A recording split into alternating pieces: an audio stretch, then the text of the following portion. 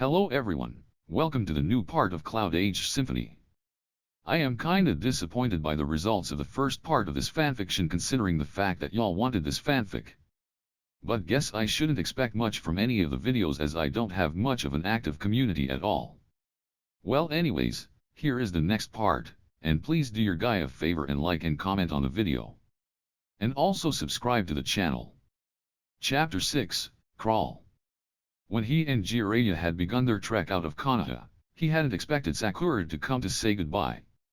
Jiraiya had gone ahead of him, and Sakura had asked him to stay back. She had silently grabbed his hand as he turned to walk through the gates, and, just as silently, he met Jiraiya's eyes. He wasn't sure what message was conveyed in the man's burning gaze, but it almost seemed more than he understood. Nonetheless, the son nodded, turning away and heading off alone. The sun was just starting its ascension into heaven, the day was new and soft, like a bursting peach of color. The sun a dim, benign presence at the edge of the horizon, Sakura would remember the way Naruto's hair was bright and tousled, bleeding gold at the edges in the early light that painted the ground in long strokes. The way he was almost unidentifiable in this bleeding saffron painting she'd never seen before, with this indomitable protagonist standing like a tragic prelude in the foreground, windy hair, and cloudy eyes. Little did she know that Naruto was appraising the same of her. Half of her was painted in that same burning light, the other marred by long, narrow shadows tagging at her clothing and the edge of her nose. The determined seaweed green of her eyes, calloused hands, and arms lined with medical seals painted to her elbows. They'd both become heroes in two separate stories. "Don't look at me like that," he began jokingly, unsure of what else to say. For a moment, he remembered with absurd clarity that it was Sakura who was the last to see Sasuke in Konoha. That it was Sakura who had pleaded him to stay. That it was Sakura now, watching him like they were coming up to some sort of crossroad he hadn't been aware was there. Like what? She tilted her head, smile creasing her cheeks. Like you're about to do something stupid. He pulled a face. Her smile widened. You are. She nudged him playfully. I don't do stupid things like that anymore. He denied. And then added, unhelpfully, but if the monument ends up neon-colored, don't be too surprised. She rolled her eyes. I'll blame Konohamaru. For that, yes. Naruto nodded. And when it glows in the dark then you can blame me? You didn't actually do that. She gave him an incredulous look. Before, did you? Of course not. Naruto scoffed. Oh really, it was up to debate. I'm not 12 anymore, Sakura-chan. Sure, don't act like it. She teased, smirking. Her smile fell, then. Naruto wished he could have kept it there, if not for a bit longer. It'd been a long time since he'd seen her smile so wide, like all their concerns mattered so little.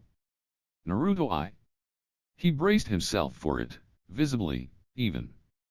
The, I'm worried for you and all the, I miss yous that would inevitably follow, quickly affirmed with a crestfallen, heartbreaking look that only Sakura could achieve so unnervingly beautifully. Instead, it was even worse. I believe in you. If only she hadn't smiled at all that way, the overwhelming tide of grief wouldn't have knocked him over and sent him spiraling down into his own wrenching self-hate. Because, beneath all those smiles and all those jokes, he'd managed to come to an awareness that had only lingered in the undercurrent of his subconscious. A realization he'd been heading towards, but had attempted to delay. That he was the first to leave, turning his face into the glowing sun, into the world doused in gold. She turned away as well, into Konoha, creased in shadows. He didn't even want to be here. The hill was so steep that Jiraiya could have posed as a bumbling old hermit, squatting at the top to catch a glimpse of a glorious sunrise. The old man had already courteously drawn it out himself, and Naruto immediately recognized the design they'd come up with together.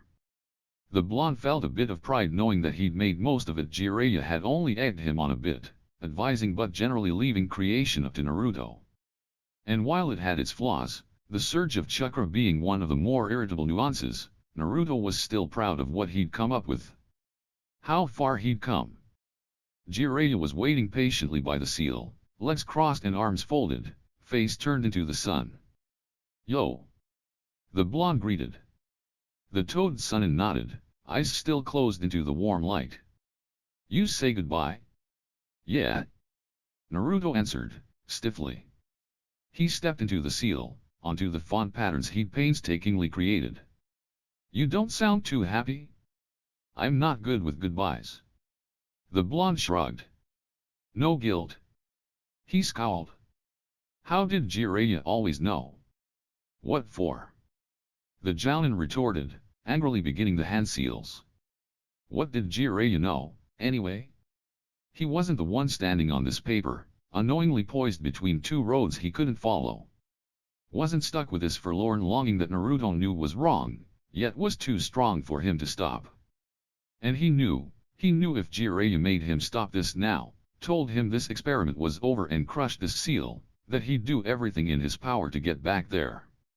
"You're a lucky guy, Naruto," Jiraiya praised wanly.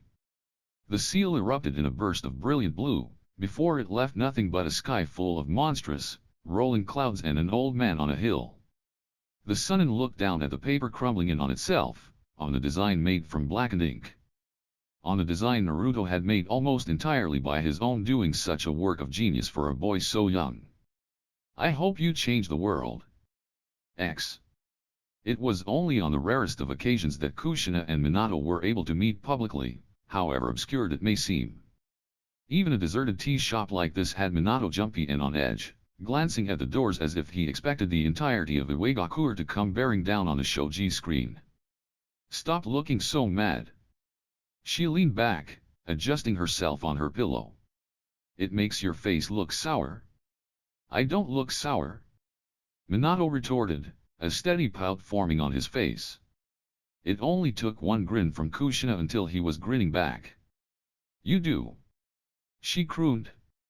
"Like you've swallowed a soured plum. Kinda like a fish, see?"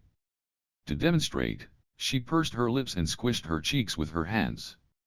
Minato quickly put an end to it, kissing her solidly on the mouth until she giggled into it, laughing and pulling away.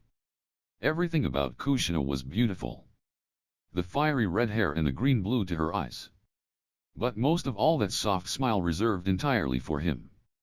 He fingered the ring in his pocket. He'd been thinking about it all yesterday. How was he supposed to find the perfect time? Plan a date at a fancy restaurant?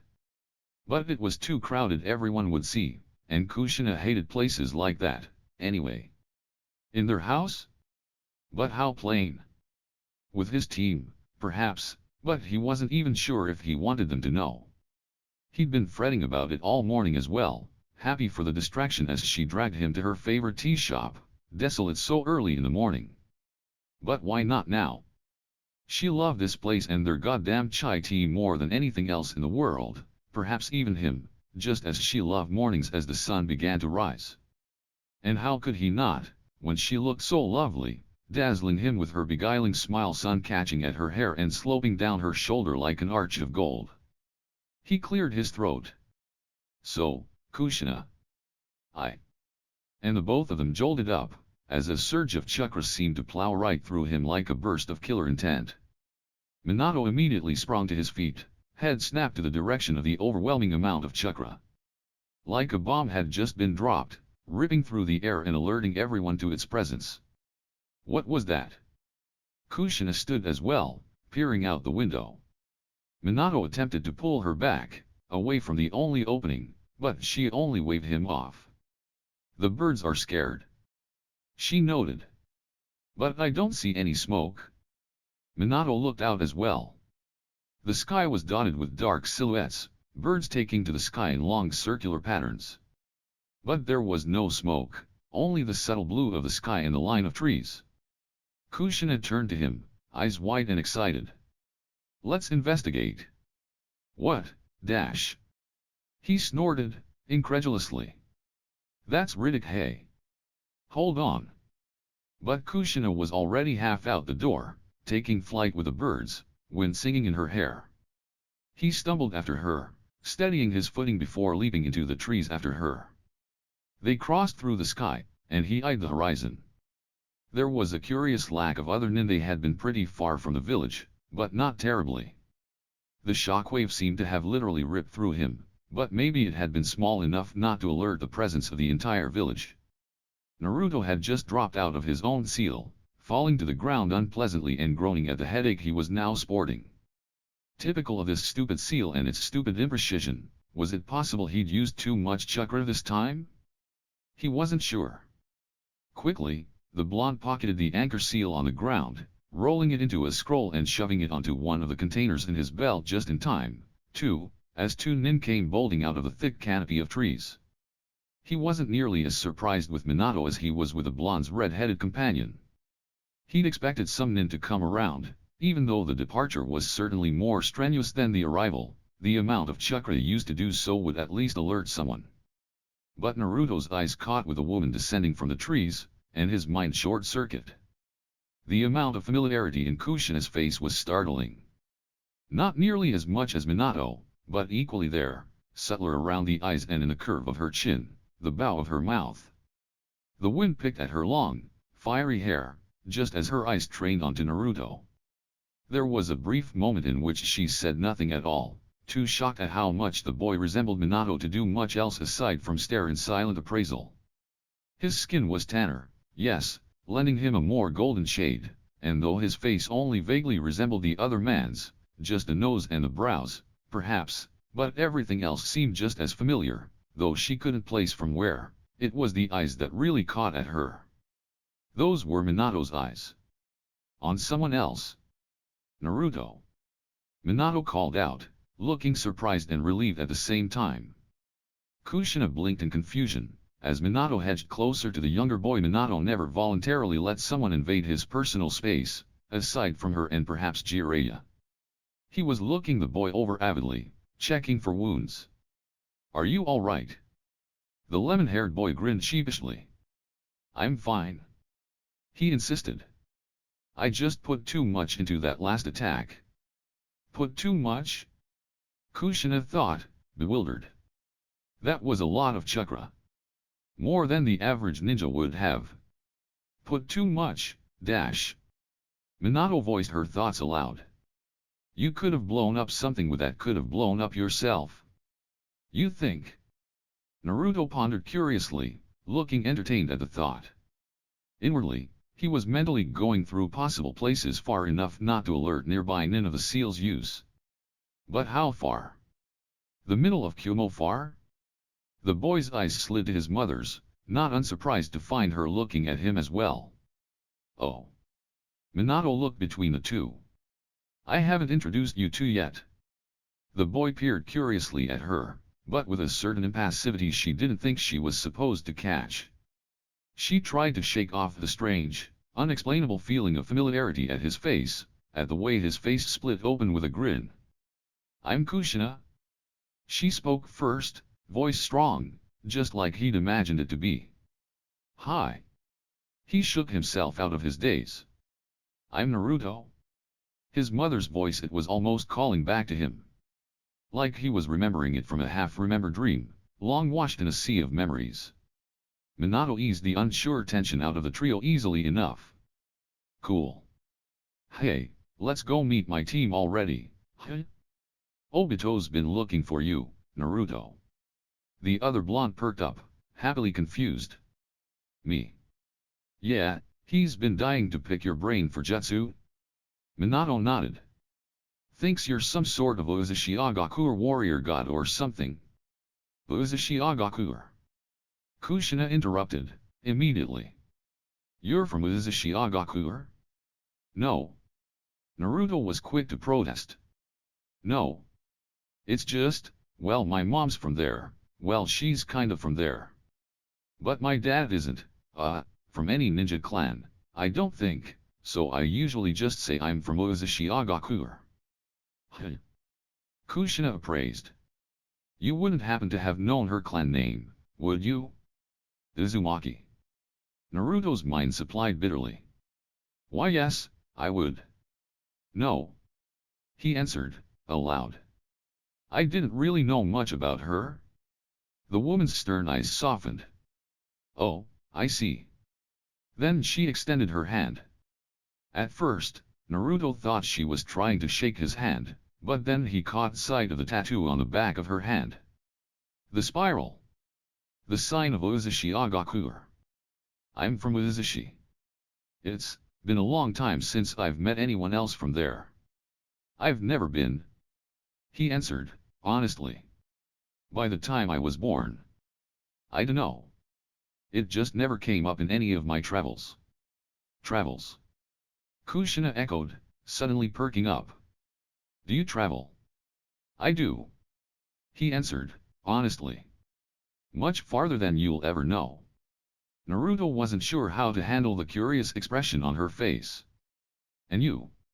Boy. You guys. Naruto could have sighed in relief, as Kushina's eyes tore away from his own to make out Obito and Rin amidst a sea of shifting people. They'd somehow walked out into one of the main roads, full of Konoha at its highest peak of shopping. Rin and Obito trekked their way over, Rin coming to a full halt in front of Minato, the older blonde looking confused at her sly face until she opened her mouth. Good morning, Hokage-sama. Minato was quick to slap a hand over his wiggling Genin's mouth. Not so loud. He hissed, looking around. No one seemed to have heard her. 20 years in the future, and had Minato walked down the street, there wouldn't be a single person who wouldn't have stopped to stare. Perhaps it was just a posthumous reputation, however, for no one seemed particularly interested in a jounin with a blonde mop of hair. Calm down. Kushina rolled her eyes. You're not that famous. And with special relish to Minato's relieved expression, she added, yet. I can't wait for the coronation. Rin squealed, before ribbing Obito. We get front row seats, right, right. Of course. Minato rubbed at his head, grinning. But let's not get ahead of ourselves. Sarutobi-sama still has a few months in him left. Doubt it. Obito snorted. Last I heard he was already planning a vacation to Kirigakure. Minato's eyes widened. No, dash. Who did you hear that from, dash? Those Chuyunin at the guard post. Let's eat. Kushina clapped her hands, cutting in swiftly. That's enough about Hokage stuff for today, huh? The comely woman easily maneuvered Minato plus Rin and Obito down the street, subtly switching the conversation over to lighter waters. Naruto frowned, plodding along next to Rin. How strange. Kushina had almost looked uncomfortable at the thought of Minato becoming Hokage. Did she not want the pressure that would come upon them? Or just didn't want Minato to be Hokage? He found himself observing a deeper level to his parents' relationship than he had first thought. The way Jiraiya spoke of them, they were a happy, light-hearted couple with few problems. Though his mother was known for her spitfire temper, he'd never actually heard any evidence of it. Generally, people spoke of her warmly, or respectfully, those who knew her, anyway. And the few who were aware of Minato and Kushina's relationship, and the fact that they had him, were quick to refer to them almost like a fairytale couple. Though he saw very little of this now. Kushina led them towards her favorite tempura restaurant, a few blocks away. Naruto couldn't help but notice how every time Minato seemed to get closer to her, she'd delicately move away. He frowned. Oh wait. Kushina pouted. The hostess only gave them a slightly empathetic glance. I'm sorry. She shrugged. But it is lunchtime. A party of 5? It'll be around 20 minutes. I'll be sure to call you over when your table is ready. Kushina huffed, turning away from the stands and the busy tempura house, looking almost overcrowded with the amount of people. Rin had somehow roped both Obito and Minato into crossing the street with her, to where an enormous bookstore sprawled over the majority of the corner, leaving Kushina and Naruto to wait for their table alone.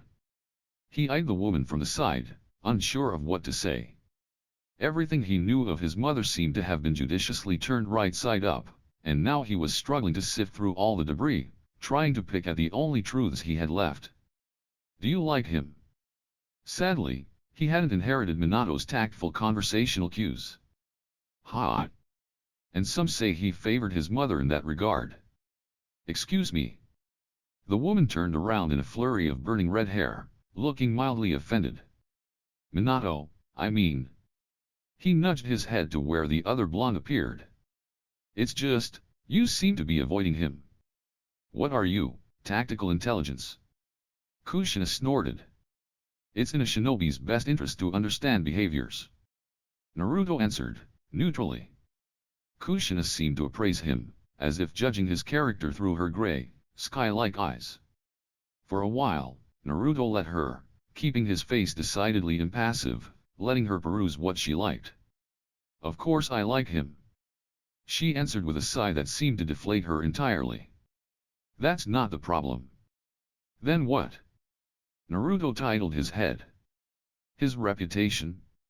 That he'll be the yondaime soon? That he's infamous and will someday be? All of the above. Kushina cut in, exasperated. She threw her hands up. Naruto was caught in her vibrance. But it's more than that. She looked away. It's me, really. I'm just I dunno. I'm me. And Minato is Minato. There's a lot of difference right there. That doesn't have to mean anything if you don't want it to. Naruto pointed out quietly. It doesn't matter what I think. Kushina sniffed, crossing her arms. She looked a lot like him at that moment, arms folded against her chest and face tilted away. So stubborn and mulish, the opposite of Minato, easygoing and eager to please. He just doesn't see it like I do. I don't think he cares, which is good, in a way. He doesn't worry about what other people think, what they will think when he becomes Hokage. I mean, he's going to be the yondaime. She croaked out. And I'm a Jin. Naruto was surprised she would even confide in him with something of that magnitude, and she looked surprised herself. Luckily, perhaps for both of them, they were interrupted by a sweet, feminine voice. Kushina-chan. Kushina's face immediately lit up, focusing on someone behind Naruto. The blonde turned around, only to see Sasuke running towards him. Oh wait. Sasuke wasn't a petite woman. Mikoto Uchiha came to a halt in front of her best friend, giving her an ecstatic hug that pulled the taller woman straight off her feet. Kushina squawked, wriggling in her best friend's arms until the smaller kunoichi put her down. Naruto was trying not to faint.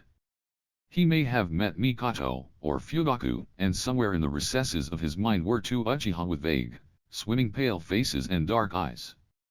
Mikoto came into view with disturbing clarity, her cute, small nose and big black eyes. Sasuke's cute, small nose and big black eyes. Ew. Sasuke looked so much like his mother that Naruto just decided that, to keep the two very, very far apart in his mind, he just wouldn't look at her. What are you doing here? Mikoto asked, with a bright, happy smile. God, I haven't seen you in months. Where the hell have you been, dash? Around. Kushina answered with a sly smile. And I'm waiting in this goddamn line for my tempura. This is crazy, you know. I remember when this place was empty all the time. And we'd come to study for our academy exams. Mikoto finished with a giggle.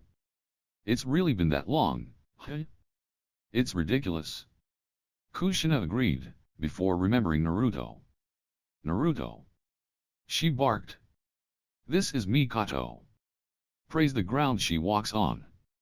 Naruto gave an embellished bow, making Mikoto stifle laughter. How do you do, Mikoto-sama? Don't listen to her, Mikoto waved him off with a playful smile. I'm no lady. Not yet, anyway. Kushina crowed. Where is that fool Fugaku, anyway? On a mission. Mikoto chirrupied. He's going to be gone until tonight, so I was thinking of picking up some tempura. You should join us, dash. Kushina interrupted with glee. I'm having lunch here with Minato-san. Minato-san, dash. And his team. The Hokage, huh? Mikoto's voice turned sly, and Naruto was suddenly struck by the fact that no, This woman who seemed to clearly know Kushina well hadn't any idea that the two of them were dating. "Oh, Kushina-chan. It's not like that." Kushina was quick to hurry out. "I'm just good friends with little Rin-chan, you know." Naruto could only scowl. What a load of bull. Man, no wonder no one ever connected him with a fourth, despite the fact that they may as well have been identical twins. Clearly, no one knew the fourth even had the ability, or the chance to procreate. The meek hostess came out after that, ushering them in with a graceful little bow, which Kushina easily plowed right over. She then began to imperiously demand another seat for Mikoto, who only half-heartedly attempted to reassure the staff that no, Kushina wasn't going to sue them and bring the entire restaurant down, she just wanted another seat. It was a little hard to tell the difference, though. By the time they'd fully settled, Kushina sandwiched between Naruto and Mikoto, Minato, and his team had come back, Rin with more books than it looked like she could carry. Rin was first to delve straight into a conversation about literature, and no one but Naruto seemed to catch Minato's dismayed look at seeing Kushina without an empty chair. Naruto moved around uncomfortable, unsure of whether he should give Minato his seat or stay where he was. But Kushina's hand clamped around his knee like a steel grip, and he stayed where he was. Lunch, from another perspective other than his own, was a light-hearted affair full of cherubi anecdotes and a few humorous jokes, like old friends catching up after a long time. But all Naruto could do was toy with his chopsticks, wondering about how little he knew, how much was really left to gather dust in history. Naruto wasn't entirely sure how he managed to walk Mikoto home, but the two were going in the same direction, and Naruto supposed he may as well be courteous enough to walk with her even though he was still having issues at looking straight at her face. "You really don't have to," insisted Mikoto kindly, as everyone parted their separate ways. Minato and his team to visit Kakashi in the hospital and Kushina to well, Naruto wasn't entirely sure. She'd left in a bit of a hurry. "Nah, I'm going this way, anyway." And then, with a grin, "I'm sure that Fudaka-san wouldn't want you walking home alone, anyway. That Fudaka-san conveniently forgets I'm a kunoichi, and can take care of myself." Mikoto snorted, before brightening. "But it is very nice of you." "Thank you, Naruto-san." "It really isn't a problem, Mikoto-san." Mikoto blinked at the formality, even though she'd used it herself. "It's just Mikoto." She smiled. "Then it's just Naruto." He smiled back. Oh God. He wasn't flirting with Sasuke's mom, was he? Of course not. He mentally slapped himself in the face. That's disturbing. To think this light-hearted woman birthed the two most notoriously stoic uchiha in history, one of which who even destroyed his own clan. "So, how do you know Kushina-chan?" "I don't. I'm friends with Minato, though, and we just happened to meet up, and you know how Rin-chan is with." "I wonder who came up with that." Mikoto snorted, interrupting him. "Those two are so transparent. They might be fooling everyone else, but they're definitely not fooling me." "You know." Naruto cut off, incredulously.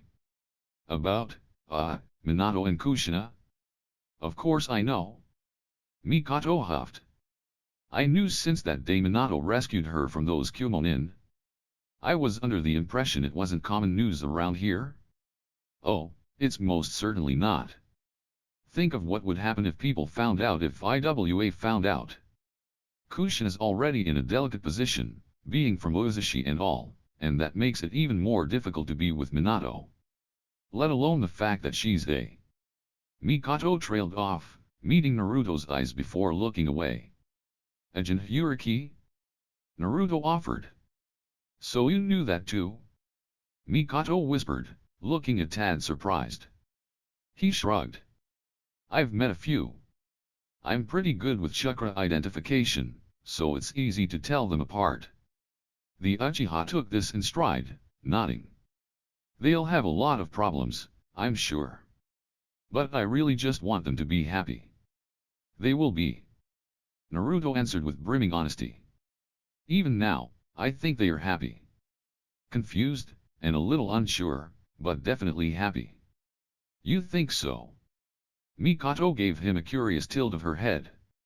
I know so, he affirmed. He found himself at the end of a deep, gray gaze, one he'd seen before. Such conviction? She murmured. Are you looking out for them? They came to a pause at the gates to the Uchiha compound, Naruto not even realizing they'd walked so far.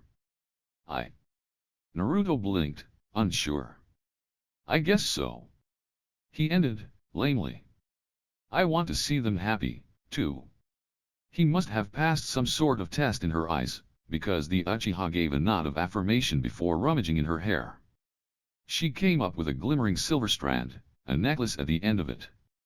Here, I want you to have this. It was a double swirl pattern necklace, but colored black and red. Naruto wondered what was up with him and getting jewelry from girls. It's a sign of good luck. Mikoto gave him a happy little smile. Generally, they are shaped like Uchiha fans, it's a clan thing, but I feel like this suits you more. I can't take this from you. Naruto declined quickly. I mean, if it's yours. It's okay. She waved him off, pulling out another one from underneath her shirt. I have another one. Kushina-chan has one too, we can be matching, any. Sure. Naruto said, for lack of response. I'm sure you'll do a good job, looking after them. For a moment, Naruto thought of Sakura, and her unshakable conviction in him. He wondered what about him inspired people to believe in him, even when he didn't believe in himself. We can take turns. Mikoto's eyes shifted up over his head, catching something in the sky. Naruto looked up too, to find a hawk circling slowly above them. That must be for you? Mikoto noted. Well, I'll be going then. Good luck, Naruto-kun. She gave him a final wave, before heading into the Uchiha compound. Naruto wondered how she could be so sure it was his. She was a ninja too, after all. Though Kunoichi only took off from work when Naruto blanched. So it seemed he'd inadvertently met it, too. Chapter 7, Discord Satellite. You summoned me? Naruto said, as he knocked on the door. The Sandame's office was chalky with toxic smoke, the man sitting in sharp relief of the sifting haze, seeming intent to stare into the equally hazy depths of his crystal ball. At Naruto's voice he looked up, pushing it to his side. I did. He nodded. Naruto reread the scroll, looking incredulous. You're giving me a mission? The old man gave him a magnanimous smile. Well, it would look a tad strange for a Jounin of Konoha to be lounging around, missionless, don't you agree? I suppose so. Naruto answered slowly. But am I really the right ninja for the job? You're the only ninja for the job. The Sandame affirmed, a twinkle in his eye. You'll be leaving tomorrow morning, 0700, and I expect you'll be meeting your traveling companions at the eastern gates. Companions? Naruto echoed, looking down at his mission scroll. But this says it's a solo mission. To a Megakure, yes. Sarutobi nodded, before smiling dryly. You'll find that you aren't the only one traveling in that direction. Not entirely understanding, Naruto only nodded slowly, bowing, before letting himself out. This would be his very first time receiving a solo mission from the Sandame Hokage. To think, the last time he'd stood in that office for a mission briefing he'd come in a little genin on another Team 7, with one lazy sensei, one brooding boy and a happy little girl. Now he was exiting a young Jounin, clutching an A-rank mission in his hand. After mulling over the Sandame's words throughout the night and well into gloaming, Naruto wasn't entirely surprised to see Team 7 waiting around the edge of Konoha. Naruto-kun. Rin perked up as he took the stairs down to the gate 2 at a time. He grinned. I had a feeling I'd be traveling with you guys. You're on a mission? Obito's eyes grew wide. So cool, dash. Where to? A Megakure. You're traveling with us, dash. Obito yelped out, enthusiasm growing tenfold. No way. This is going to be the best mission ever. Sensei, does that mean we get to do Naruto's mission, too? Absolutely not. The Yondaime cut in. Naruto will only be traveling with us there. I'm sure whatever he's up to is a little more than our C rank retrieval mission. Obito pouted. No fair, what rank is your mission, Naruto? A. The blonde smiled. But it really isn't as much fun as you think it is. Sounds like jounin work. Minato appraised. Naruto shrugged. I'm just glad to be back in the swing of things. To be quite honest, Minato was just pleased to see the blonde in relatively good health. Seeing him on that hospital bed hadn't been easy for the older blonde. Seeing Naruto doing anything but smiling happily seemed wrong. Minato-sama.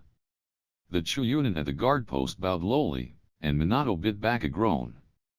Tetsuo-san, he greeted, amiably enough.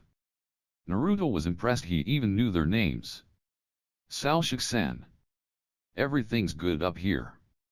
It's as to be expected, said Tetsuo with a pleased grin. A bit busy for today, but everything's going smoothly. I'm glad to hear it. Minato nodded, smiling. No wonder the textbooks had referred to him as the People's Hokage. The sunny blonde turned towards his team. You guys ready to go? Yes. Rin and Obito chorused. Kakashi just looked vaguely annoyed with his sensei's cheer.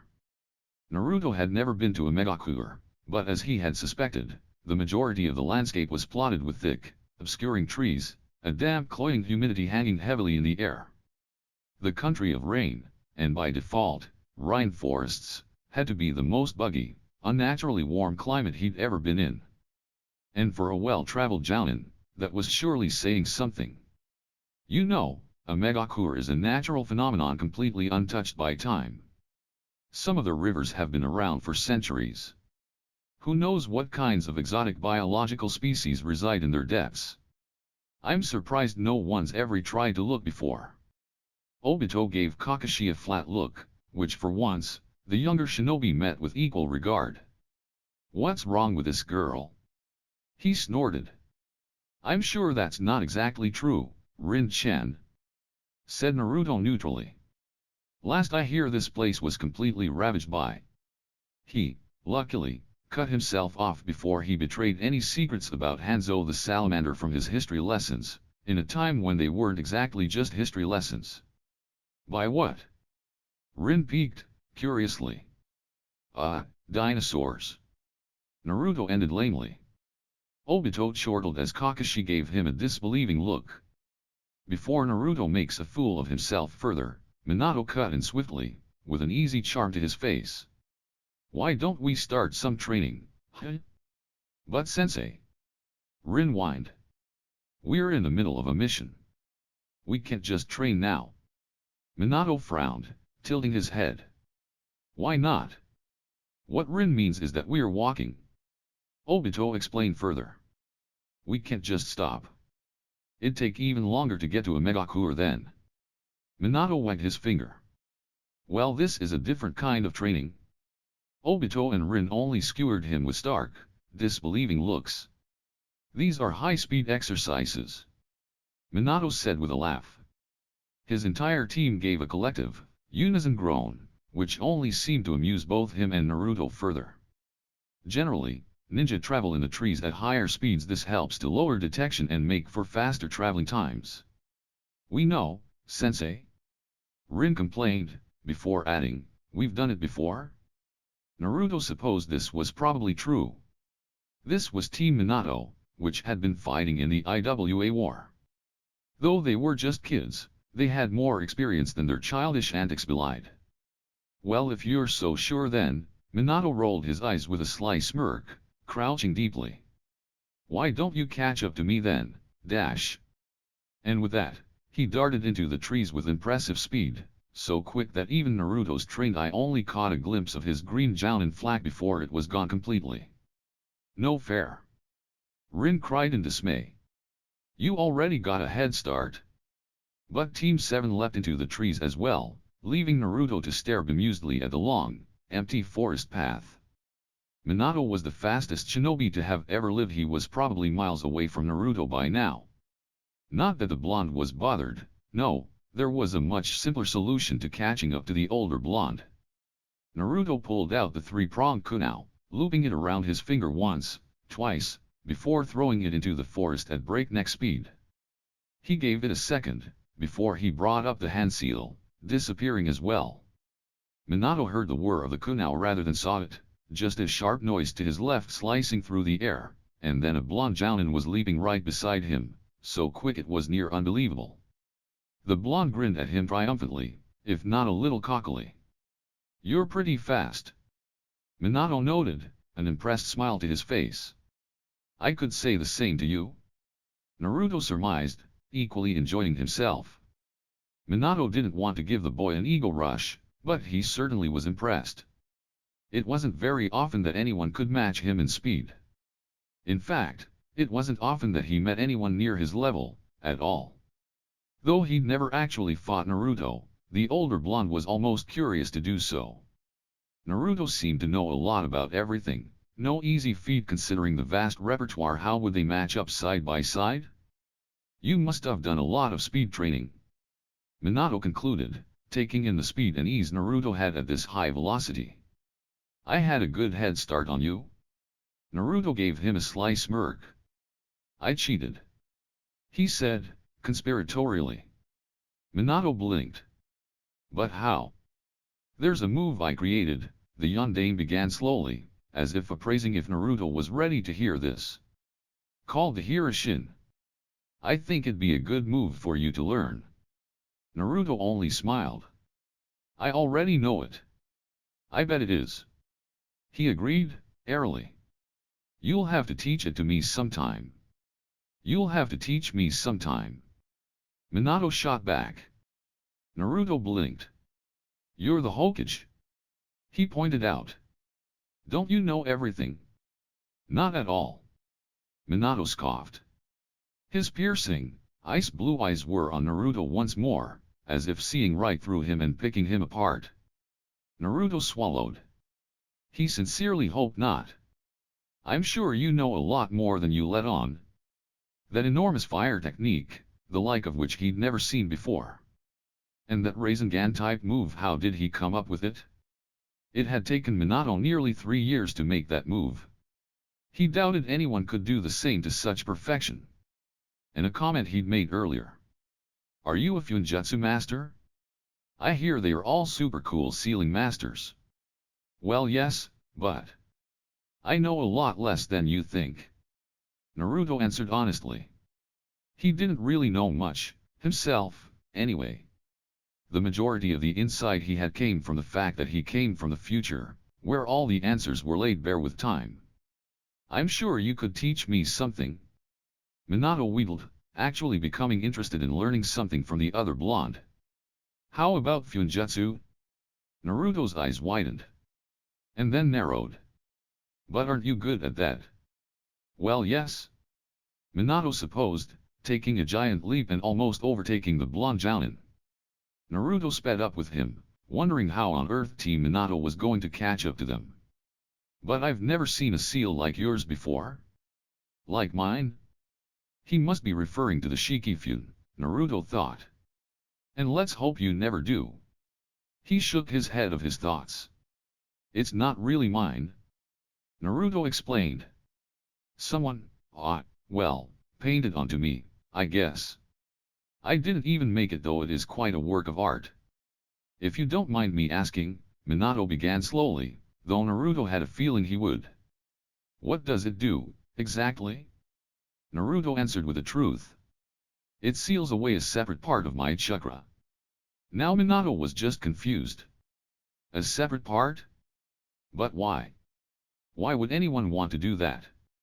Some people would kill for the amount of reserves Naruto had, or at least, suck him dry of them using some bizarre jutsu. To separate it was just crazy. Naruto shrugged. "It's a very difficult chakra to use." He picked his words carefully. "It's not really mine, you see, and it does crazy things to me. Not really yours." Now Naruto was just really not making sense. But how can that be? But Minato's attention was diverted, as Naruto looked ahead sharply, darting out of the way just as the two approached an enormous fallen tree in their path. Naruto split left and Minato split right, the two landing heavily on opposite trees with an audible thunk. Minato had a few seconds to catch his breath, before he was diving back into the path of tree limbs, grabbing Rin and Kakashi before they too could barrel head first into the tree. Luckily, Naruto managed to haul Obito out of the way as well, the five of them breathing heavily from such physical strain. Well, that was a close one, Minato said with a laugh. That would have sucked to run into too. Rin gazed at the enormous tree, covered in moss and growing fungi. No kidding. She breathed, before her attention snapped away. Oh. Look at that mushroom. Kakashi and Obito sighed. Minato only rolled his eyes. I think that's enough training for today. Obito immediately bounded up to Naruto, gushing about how fast he was and how he might even be faster than Minato. Naruto took this all with a surprisingly modest head, insisting that Obito was only overreacting. But Minato found his eyes drawn to the other blonde, anyway. What could Naruto have been referring to? The village hidden in the rain was, as Naruto assumed, exotically rainy. And not in a good way. Team Minato plus Naruto were heavily laden with their thick rain cloaks by the time the third day rolled around and they reached the main village. Mostly, it looked war-ravaged and a little reluctant to be allowing Konoha inside. But Minato gave them his most disarming smile, and that seemed to keep the disgruntled guards at bay. Will we be meeting you soon, Naruto-kun? Rin asked concernedly, as they were about to split to different hotels. Naruto gave her an easy, worryless smile. Of course. If not, I'll see you back at Konoha. Rin didn't look completely content with the answer, but Kakashi managed to drag her away before he could protest. Naruto hadn't meant to, but he accidentally met the fierce blue of Minato's eyes, the man conveying some sort of silent message that the blonde didn't understand, before turning away with his team. Sometimes, in the depths of those icy eyes, he could see the terrifying yondaime that dominated the Third Shinobi War, the impassive features depicted in his history book. Other times, he saw Minato-sensei, the easygoing, if not a tad perceptive leader of Team Minato/Team 7, who looked up to him with more adoration than necessary. And on the briefest of occasions, he saw a bit of himself. A bit of his father. The blonde made his way to his hotel, which was, in fact, very close to Team Minato's. Though Team 7 was under the impression Naruto was out aiding the village against some sort of local criminal organization, completely unaware that Naruto was meant to watch over them. Sarutobi had gotten word at Iwagakure's recent attempt to get rid of the yondaime through his team. Minato was probably aware his life was in danger. It would have been detrimental on the Sandaime's part not to have him aware, though Naruto didn't think the other man was aware that Naruto would be assisting in this as well. Though it was quite likely he had a hunch. Minato was oddly insightful like that. How unlucky that Naruto received nothing of that sharp astuteness.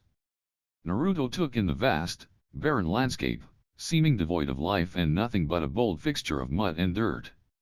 Scars struggled through buildings and split the ground open in long strokes, and no one, out of the few people which hastily walked through the streets, seemed particularly surprised by them. The blonde looked up into the dim gloom, past a heavy mist that covered the ground in a thick, furtive carpet, and into the crooked skyline of buildings and crisscrossing telephone wires. This was a megakure. This was Akatsuki. The blonde focused back onto the streets, navigating his way through the metallic landscape. Right now, a megakure was coming to the end of a tumultuous civil war, resulting in Hanzo's overthrow and the rising of Akatsuki's reign. Right now, Team Minato was heading in the opposite direction, 3 of which were Konoha Chiyuden and 1, the Hokage to be. Naruto snorted. And whose great idea was it to bring them in here? As if a megakure didn't hate them enough. This was practically baiting the country to do something in retaliation. The blonde's eyes widened. Perhaps that was what the Sandame had wanted, what Minato was trying to tell him without words. Though Akatsuki was attempting a full-scale wipeout of all Hanzo's loyal followers, many of them still lingered bitterly in the sprawling city's shadows, waiting patiently for Akatsuki to ease into complacency. For Konoha to fall into a self-assured security, lulled with satisfaction.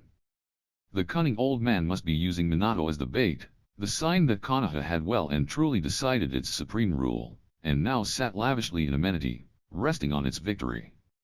After all, why else would they send their newly appointed Yondaime and his team of Chiyunin into enemy lands?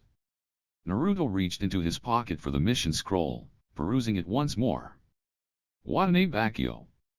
No wonder it had sounded so familiar. He'd been one of the biggest benefactors for Hanzo the Salamander during the Second World War, supplying money and weapons to a country who had had enough of fighting. It wasn't surprising that, at the turning point of the war, he disappeared flat off the map, leaving a megacorps to fend off the enemies it made on its own. But if not even a dangerous band of S-class criminals could root him out of this capacious mass of alloy, how would a solo jounin from a foreign country?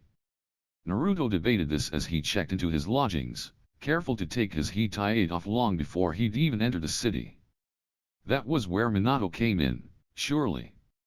It wouldn't take long for news to spread that the legendary Yellow Flash was inside the city, working such a menial job as retrieving a scroll from a diplomat. Was the other blonde aware of it, though?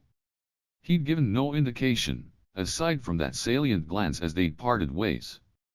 After settling into his room and spreading out his various maps and mission details, Naruto slumped onto the bed, lost in thought. He near jumped right off it as Minato appeared next to him. Holy! The Yondaime grinned, delving into Naruto's bag and looping out a three-pronged kunai from one of the pockets. Didn't even notice I'd put it in there? He said, though the arrogance was almost endearing. Naruto gave him a narrow-eyed glare. Didn't think I had to watch my back with my own comrades. It was for your own good. Minato shrugged cheerfully, dropping himself onto the desk chair. I'm sure you've figured it out by now. Shouldn't you be with your team? Naruto asked quickly. They'll be a liability without you. They can handle themselves. Minato waved him off, before adding, I've also trapped the entire hotel and room, and sealed the door from foreign intruders. Naruto laughed. Overkill. You never know, said the other blonde, seriously. At any rate, luring Watanabe out of his comfort zone will be difficult, even with me here.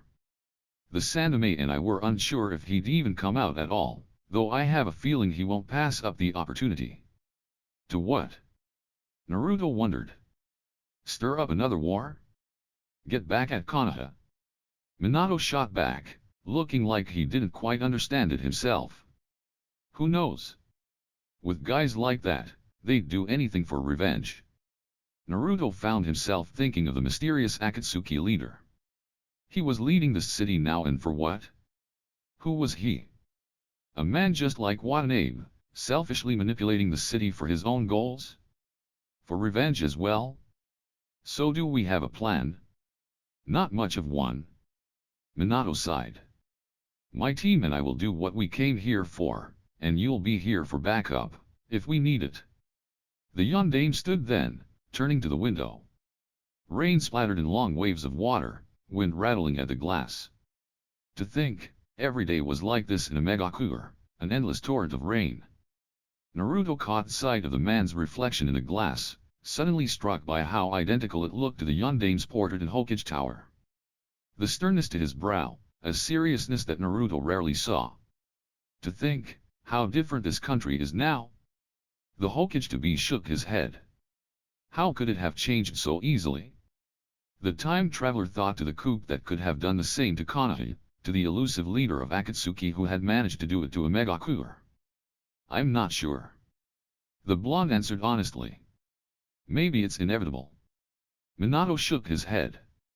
Not while I'm Hokage. He whispered, though Naruto was under the impression it was more to himself. If only he'd stayed Hokage longer, then. The blonde leapt as if burned, reaching into his side pocket where he pulled out a seal. Naruto immediately recognized the design as an alert. The Yondaime met his eyes, a look of fright and terror, before he pulled Naruto's arm, and the two of them were leaping through space. They hit the floor of Team Minato's hotel room, now looking like a spree of attack dogs had ravaged the room. The Hirishin always reminded him of time travel, a sheer vertigo of disequilibrium that made him feel dizzy. Minato's had been a fluent motion, like diving into water. The yondaime burst into action, throwing open the bathroom door, to see the inside wrecked as well. Naruto checked the outside hallway, which seemed as battered as the door did, though this time, he found Obito, at least. The Uchiha was slumped against the wall, another nin laying crumpled at his feet. Though victorious, the black-haired boy looked worse for wear. Obito! Naruto murmured, propping the boy against him. Are you all right? NNN. The Chuunin shook his head, looking out of sorts. I'm fine. But Kakashi? Rin-chan. What about Kakashi? And Rin-chan? Naruto asked slowly, meeting Minato's eyes as the furious yondaime came into the hallway. He looked back down at Obito. Where are they? Kakashi ugh. Obito clutched at his head, pushing off of Naruto. Kakashi was down that way. I dunno. He went out to get a soda, and then I heard him shouting I came out here but this guy came out of nowhere and then It's okay. Naruto assuaged calmly. It's gonna be okay. Naruto moved down the hallway quickly, leaving Minato to take care of his injured student. Kakashi seemed significantly less harmed than Obito, though at first glance it looked as if he had bled out all over the floor. He looked small and petulant amidst a sea of grape soda cans, from where the machine had been decked open by a long blade. Upon closer inspection the blood was actually cherry cola, from the cut open cans where Kakashi's katana had wrecked through dozens of them. Naruto let out a sigh of relief. Are you okay, Kakashi? The boy grumbled in response. I'm stuck. His feet seemed to be completely encased in cement, which seemed to rise up out of the floor and gobble him up until his neck and head were the only thing visible. Naruto would have laughed at the irony, remembering a time when the copy nin had used a similar trick on Sasuke many years ago. Don't worry about that. The blonde easily dispelled the jutsu, Kakashi springing free and landing cat-like on his feet. Where's Rin?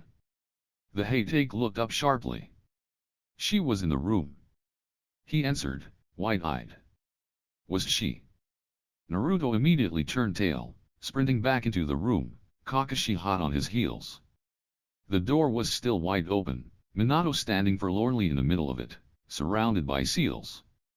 Naruto was immediately impressed by their caliber, scrawled all over the floor, the windows, and even the door. But the yondaime wasn't focused on any of those. He was looking up at the ceiling, a space devoid of black ink. The vent. Minato cursed quietly. The fucking vent. You wouldn't have known. Naruto placated, stepping inside. He ushered Kakashi into the bathroom to get cleaned up. Obito was lying face down on the bed. At any rate, no normal person would be able to fit into something so small. No normal person, Minato agreed. Just a ninja? Well. It's not your fault, sensei. Obito cried weakly, voice muffled by the pillow. It should have been me protecting her but I ran to Kakashi instead. Both of them needed your help. The yondaime assured the upset Uchiha. And it's going to be alright. Each of you have one of my special kunai for this purpose. So we'll be able to rescue her? Obito looked up, relieved. Thank God. Poor Rin-chan, she must be so worried. Or knocked out. Naruto thought, but decided it would be better to keep that to himself. Get Kakashi? Minato ordered. And we'll decide what to do from there. As Obito scurried into the bathroom, the yondaime turned to Naruto. Watanabe. Naruto guessed. Looks like he didn't go after me after all. Minato smiled bitterly. But we've got our shot. Naruto pointed out, feeling a little sympathetic that it was at Rin's safety that they did. And you can pinpoint her location? Minato nodded. As long as the kunai is still there. The bathroom door swung open, hitting the wall with a swooping bang. We want to go too, sensei. Obito shouted, though it looked as if his ears were ringing from his voice. We've got to save Rin-chan. You guys have done good. Minato said, shaking his head. Leave the rest up to Naruto and I, alright. Obito pouted, but Naruto felt odd satisfaction at the words. Naruto and I.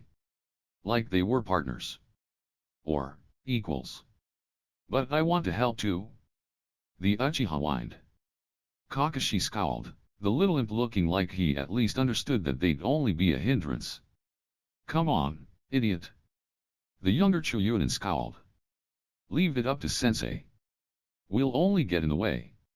But. Obito sputtered. But Rin-chan. We'll be fine. Kakashi cut off, looking irritated. Minato-sensei can't handle it. Obito looked up imploringly at Naruto and Minato, though the latter only sighed. Just rest, Obito. Fine. The Uchiha muttered glumly. Minato turned to Naruto, taking Obito's sullen understanding as approval. Shall we? Naruto nodded. Looks like they were smart after all. Minato sighed, looking annoyed.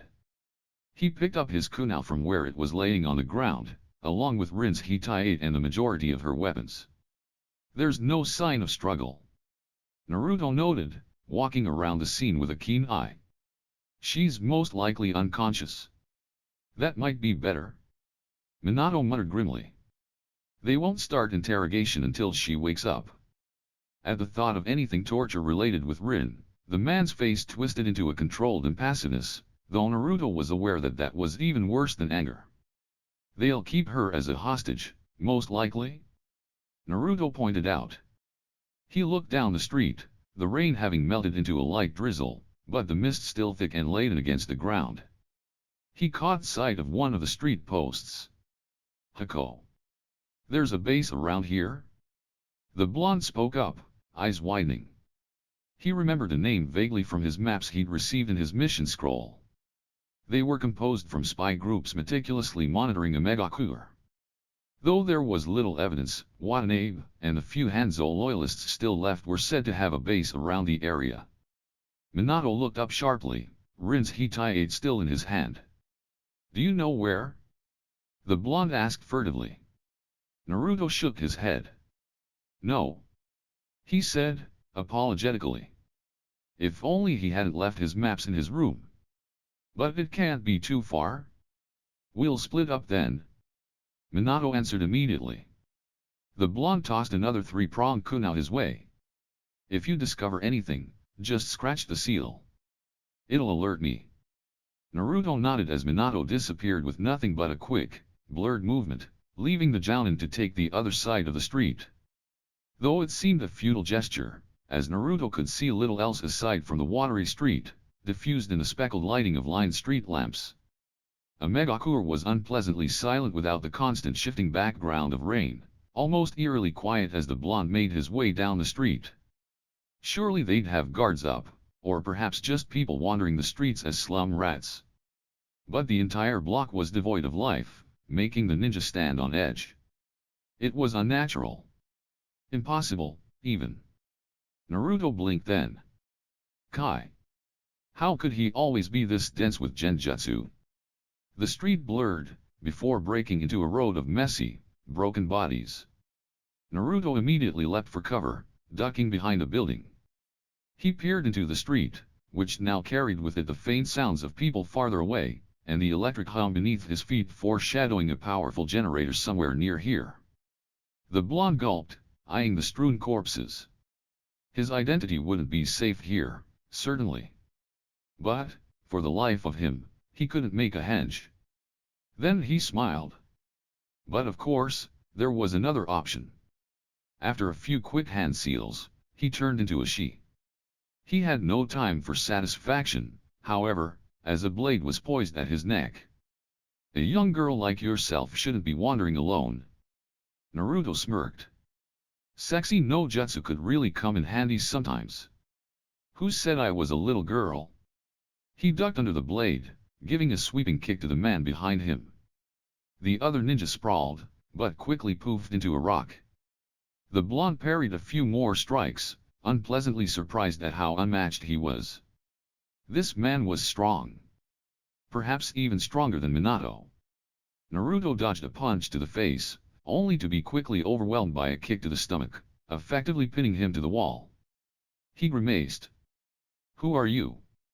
Naruto looked up to see a cloaked figure, a few ways taller than him in the sexy no jutsu and probably when he was normal, too, with a multitude of piercings up the bridge of his nose. He had unusually red hair, as well as very tan skin. But it was the eyes that bothered Naruto the most. He'd never seen the pale gray coloring, nor the thousands of rings that seemed to focus in on his pupils. Naruto grunted. "Ja. From?" the man asked, looking amused. Naruto swallowed. "A megakur." There was a moment in which the man only watched him curiously, and the blonde thought he was in the clear. That was, until a kunai was embedded next to his head. "Try again." "Konoha." Naruto grunted. The man's eyes narrowed. "Konohagakur? Why?" "A mission." The blonde heaved slowly, carefully looking for a way out. He was unmatched, clearly, and Naruto would prefer not to have to use the kyubai, as that would give away, well, everything. "For what?" asked the taller man, testily. "Association." Naruto gave a shuddering breath as the pressure to his stomach was lifted. "Of Watanabe Bakio." It seems that had been the right answer, as the man backed off, leaving Naruto to slump onto the wall. "Huh," muttered the man, looking a strange mixture of irritated and amused. "So Konoha has gotten itself involved, but for what gain?" Naruto took the opportunity, as the man was lost in thought, to slowly draw his hand into his pocket, reaching for Minato's kunai. If he could just give it a scratch, even the tiniest one, surely the two of them could take this man out together. It shouldn't be too hard, after all, with their speed and the element of surprise. But the man's eyes flashed, and one hand was on Naruto's feminine wrist, near crushing it, and the other was grabbing the kunai for himself. Naruto blanched. "The Yondaime seal," said the man, monotonously. Naruto paled, as he threw it into the far wall. It embedded with a thunk. "He will not be helping you here.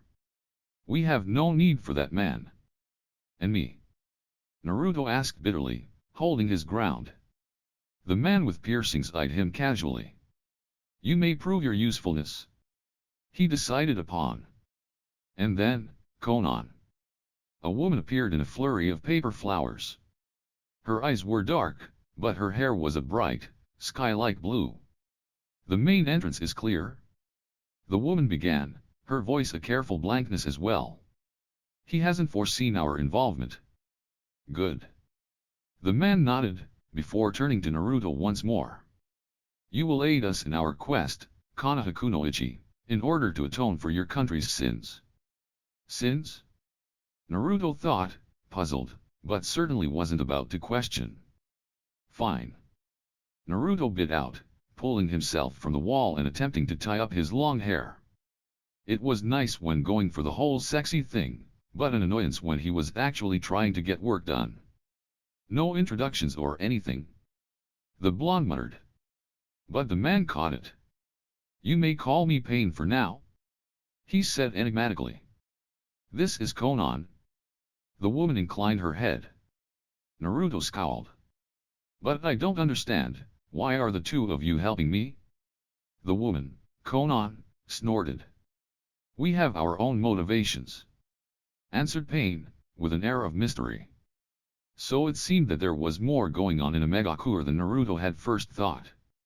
"You must be with a girl, then." Pain glanced at Naruto. Naruto blinked. "The one they dragged in earlier?" His eyes widened. "You mean Rin-chan?" Konan cut her off with a hiss, waving her hand and looking down the street. Naruto closed his mouth, sheepishly. "Was it a girl with brown hair?" he asked, quieter. Konan nodded. "She was unconscious." As he had thought. "It seems Watanabe is intending to lure the Yondaime," Pain murmured. "But to what end?" "Revenge. Naruto has arrived," quoting from before. His eyes glanced longingly to the kunao on the far side of the street. If only Minato would hurry up and realize he'd went in the wrong direction. A possibility? Konan agreed. Pain shook his head. But too obvious. Perhaps he'd use the man as a bargaining chip in order to force Konoha's hand into aiding the Hanzo loyalist cause. Danzo would never fall for that. Konan pointed out, losing Naruto completely. Danzo? Regardless, Pain waved her off. The ploy has given us the perfect opportunity to rid Megakure of those opposing its peace. We should make haste of it while we can. Konan nodded. I'll take the roof, she declared, before disappearing once more into a flurry of origami cranes. Pain glanced at Naruto, still some ways shorter than him, now looking at least like a semi-effective ninja with his hair tied up. You will accompany me to find Watanabe? He intoned deeply. It would be in both of our best interests to work together, at least for this juncture. All right. Naruto agreed, if not a tad cautiously. Who knew who the hell these people were? Underground Megakure revolutionists? A Meganin? Though they wore no Hitai. The two entered the main premises quietly, and, true to Konan's word, the main guard and entire first floor had already been killed for them. Pain maneuvered himself around them easily, moving to the stairs, Naruto hot on his heels. His eyes were eerily bright in the dim fluorescent lighting, and Naruto couldn't help but be drawn to them.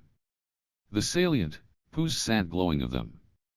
The second floor opened to an array of surprised ninja, who were almost immediately blindsided when gravity seemed to pull them closer to the man close enough for him to skewer them easily with his weapons. Though Naruto couldn't blame them, he was surprised too. He'd never seen anything like that, nothing so powerful. The blonde followed a little reluctantly, more worried now than before. Whoever this man was, he wasn't anyone to be trifled with. The strange dojutsu, the odd technique Naruto swallowed, and decided that some things should stay in the past. This would be one of them. He warily kept his distance from the other man, contemplating how he was supposed to send a message to Minato. He'd found the hideout, that was for sure, though in present company, he doubted he'd be able to do little else aside from follow and wait for a moment in the man's spectacular defense. It seemed that he kept one eye on their enemies, and one eye on Naruto. By the fifth floor, Naruto was feeling a little useless, though he was privately pleased by this fact, as using any unique attacks may give him away and coming up empty-handed on how to get in touch with Minato. Every time his hand so much as twitched, Pain's eyes moved to him, those strange rings glancing at him quickly, before he easily disarmed their opponents. How many more floors? Naruto asked by the seventh, getting a little exhausted. Being tense for this long really wasn't good for his muscles. It felt like every second he was waiting for Pain to turn to him and spring into action, preparing himself for it, for what he'd show the other man if it came to that, he'd have to kill him. For if Pain ever lived to tell the tale. The man gave him a sidelong glance. A few more, was his answer. Watanabe's office on the top floor? Great, the blonde thought, rankled. Like that won't take long. It would be so much easier if his accomplice at least used Cage Bunshin to clear the many rows of protecting guards. Or at least a summon or something. Lord knows there was a faster way to do this. That's it. Summon. Naruto's eyes widened, only to drop back down. But how would he manage that, with Pain watching his every move? Though Pain hadn't been the only one watching. That move, whatever it was, that distorted gravity, it could only work for a few seconds. And afterwards, Pain was left vulnerable. Or at least as vulnerable as a man like that could be. At least, he seemed weaker, like he was recharging his attack. Naruto drew an abated breath, waiting for Pain's latest attack to wane off. Once it did, and the entire hallway was clear of guards, he sprung, ready for his attack. But someone beat him to it. Naruto. Rin came stumbling out from the opposite end of the hallway, rounding the corner with a limp and looking utterly exhausted. She'd already spotted him, and was looking relieved. Naruto was just plain surprised. Rin. How could she tell it was him? He was a girl, after all. The blonde rushed to the young Chuyunin, completely oblivious to Pain's narrowed, surprised glance at the mention of his name. Naruto. The girl mumbled, almost dropping to the floor. Naruto slid to catch her in time, eyeing the hallway she'd just come from. His eyes widened when he realized she must have woken up and fought her way out, attempting to get out of the complex. In a flurry of paper, Konan was beside Pain on the opposite end. Naruto took his distraction to bite down on his thumb, blood oozing out of the wound as he rapidly made the hand seals for the Kukyos no Jutsu. He's on the 9th floor, she explained, her voice calm even though she spoke quickly. Heading downwards there seems to be some sort of escape into another complex of buildings on the 8th level. We'll intercept him, then. The two were distracted by another round of enemy nin coming down from the stairs. Taking the opportune moment for the fortuitous fortune it was, Naruto flew through the summoning hand seals, quickly tearing at his skin and pressing them as quietly as possible into the ground. A rather small, rounded toad the size of his palm poofed into existence, looking surprised and confused. Who the hell are you? SSH. Naruto hissed, leaning over to shove the toad, Rin, and himself bodily over the corner. Keep your voice down. Who are you? The toad repeated again, looking weary. That doesn't matter. Naruto said, hastily. Listen, I need you to give a message to Minato. To who? The toad blinked. Naruto wanted to hit something. Ask one of the other summons. He spat quickly. Look, tell Minato that I've found Rin. We're in the building across from his kunao. Tell him, that okay. Okay. The toad whispered back, looking unsure. But I'm not really a summon, you know. I'm still in training on Mount. I know who you are, Gamekiki. Naruto smiled, nostalgic at seeing his friend so young and small. But you have to forget me, okay? Pretend like you never met me. At this, the young Gamekiki was even more confused. What? But... Naruto released all the chakra holding him, though, sending him back to the summoning realm in a cloud of smoke, just as Konan and Pain finished up the last of Watanabe's guards. He stood then, dragging himself around the corner, Rin on his slim, feminine shoulders. Is she dead? Konan asked, no inflection to her voice. Naruto shook her head. Chakra exhaustion, I think. She'll be alright, then. The comely woman looked satisfied, turning to her partner. Pain nodded, and the three of them ascended the stairs to the 8th floor, Naruto making sure to stay a few paces behind the two, always behind. It wasn't hard to find Watanabe. He was a rotund, obtuse man of short stature, and his waddle made the floor shake with grounded effort. Pain's long, languid strides easily dwarfed the man's smaller ones, cornering him into a hallway as Konan's paper molded to seal the opening shut. What do you want from me, Dash? He cried, after fruitlessly pounding the papered wall. He turned around to them, and Naruto was sorely reminded of Gato, the way his forehead gathered sweat profusely and how his soft stomach collapsed as Pain pushed the kunao into it. I want nothing. Those eyes collected light from the moon in the windows, a strange, warped sort of purple. But to see you suffer? Like a stuck pig, the man squealed, yelling aloud. I never did anything wrong. I was just helping, you know. Just trying to survive, just like everyone else. You will never know of survival. Pain spat, the most emotion in his voice Naruto had heard since meeting him, as if the other man had struck a resounding chord. Of hunger. He threw the man effortlessly into the wall, ending his pathetic life with a gravitational force to crush all his bones. Watanabe's body slumped to the floor in front of Konan, the woman walking over impassively to stand over the now dead corpse. Pain turned to him. Does this man look familiar to you? Pain gestured to the bloodied man leaning against the wall, head lolled and eyes closed. Even if he did look familiar, Naruto wouldn't be able to tell with all the swelling and blood, all the skeletal bone structure mangled.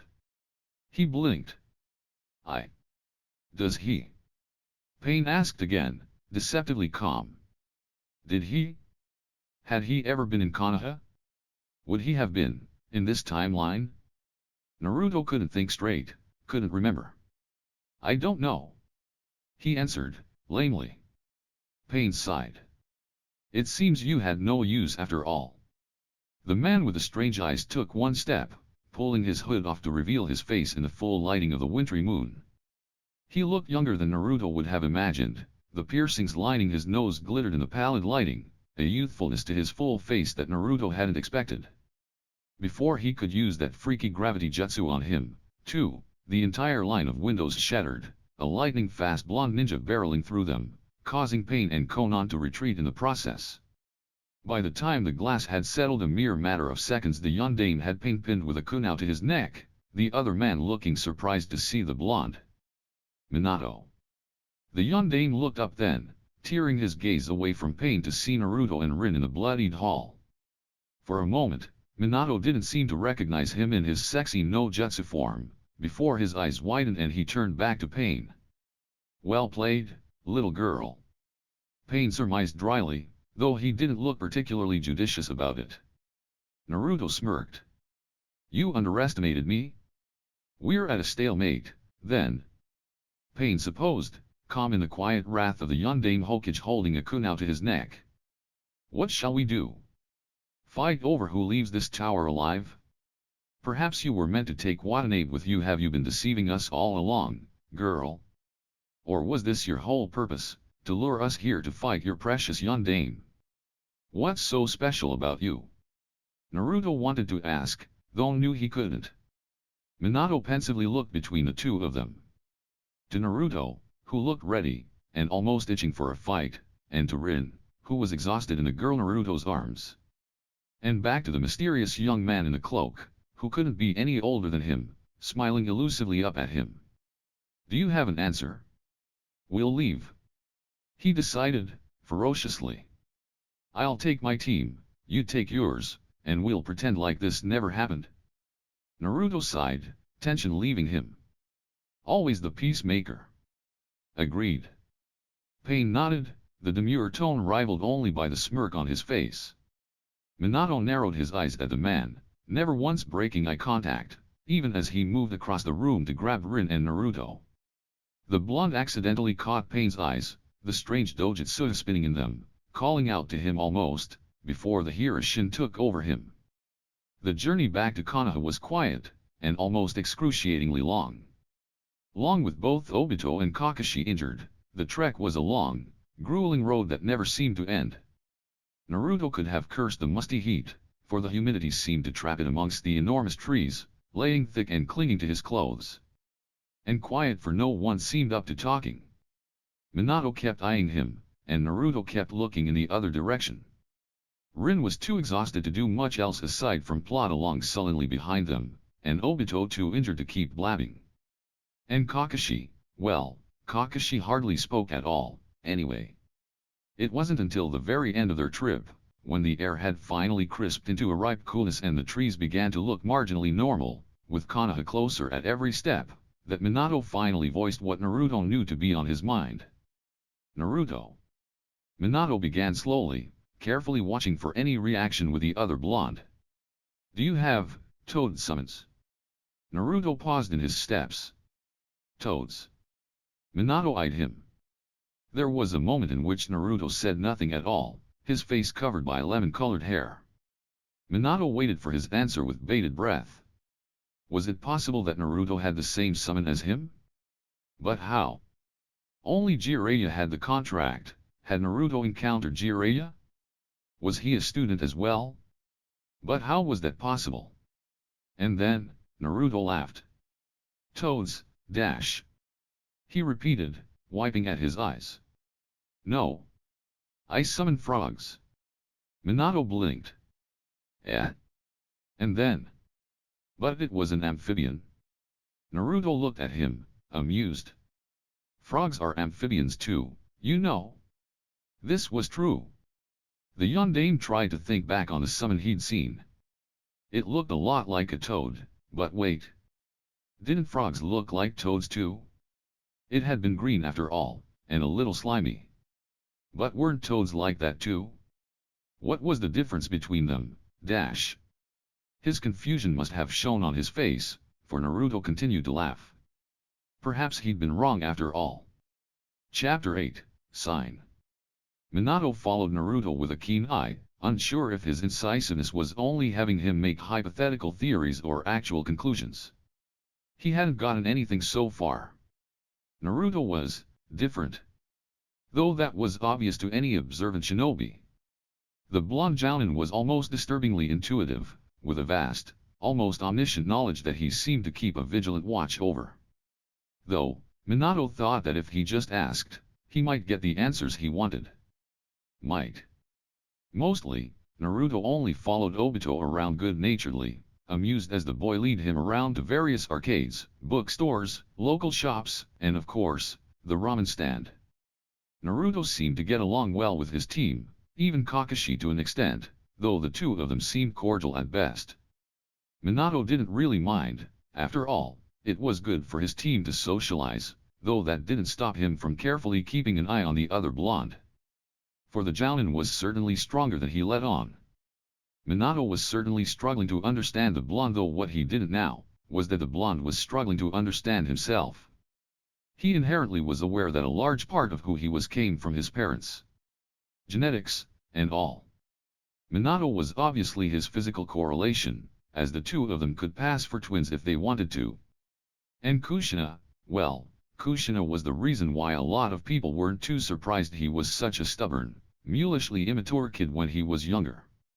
And that was really all he'd thought of his mom. She was really pretty, yeah, and really nice when she wanted to be, though mostly she just had a temper. There was something almost flat to their dynamic, a linear, straight accepted idea that this was his mother. She was fiery, and beautiful, and strong. But not like Minato. Minato was fiery, strong and real. Naruto understood him more as a person, rather than a figment of time fixated in a single, memory-like dream place. But Kushina was inadvertently going to change that. It was only pure, unadulterated luck or, perhaps in a way, misfortune that the two managed to meet while in line for coffee. And by then, it was only polite to stay and talk. Not that Naruto had any intentions of doing so, no, not when it was more awkward standing in her presence than he'd ever imagined it to be. This was his mother, but she was just a pleasant-looking woman with fiery, sea-blue eyes. Just a stranger. I heard you went on a mission with Minato-san. Ah, back to the formalities again. How was it? You don't have to pretend to me. Naruto waved her off with a wry grin. I know all about you two. More than you probably know yourself. Kushina blushed. Ah. Sorry, it's just habit now. And with a far-off look. It's not good for people to know about us, you know. His reputation and all that. His reputation? Naruto echoed, sipping his coffee and choking. Straight black. Ugh. The two had moved from decorous greetings in the coffee line to sitting at one of the tables in an inevitable socially acceptable dance that two reluctant acquaintances did when meeting awkwardly away from their usual circle of friends. Yeah. She leaned into her hand, propped on her elbow against the table, stirring her own chai tea morosely. You know, him being the yandame and all that. Yellow Flash, all those IWA kids out to get him, blah, blah, blah. She rolled her eyes with a silly, exasperated smile, appearing so nonchalant that Naruto knew, from experience, that she was faking it. After all, he made that expression himself. But that's not really what bothers you, is it? Kushina stilled. No, it wasn't Minato's infamous reputation. It was hers. Though there were people few and far between who were aware of the nine-tailed demon fox in her stomach. And those were a dangerous group of people. Kushina blinked, pulling her head away from her hand. I know what you are. He spoke, demurely.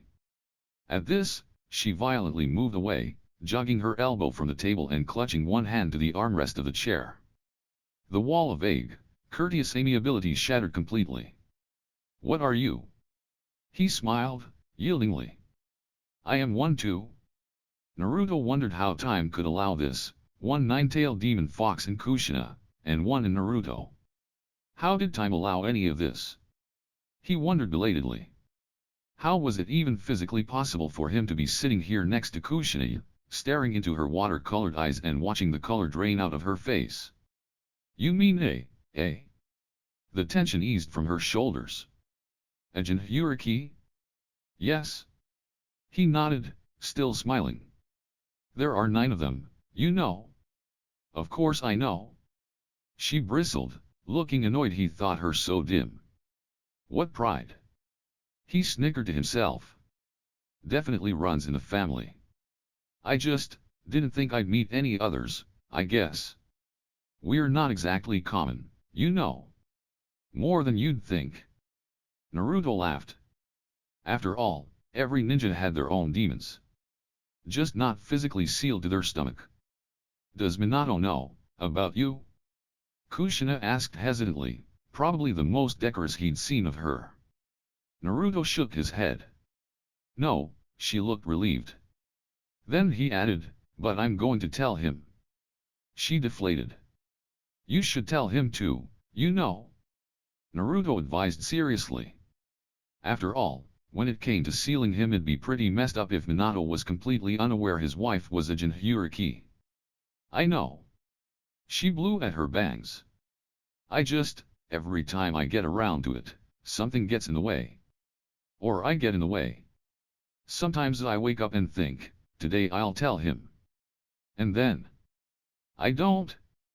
I end up just putting it off again like I'm waiting for the perfect opportunity that I know will never come. The one who knows is Sanding-sama, and Mito-sensei, she did, anyway.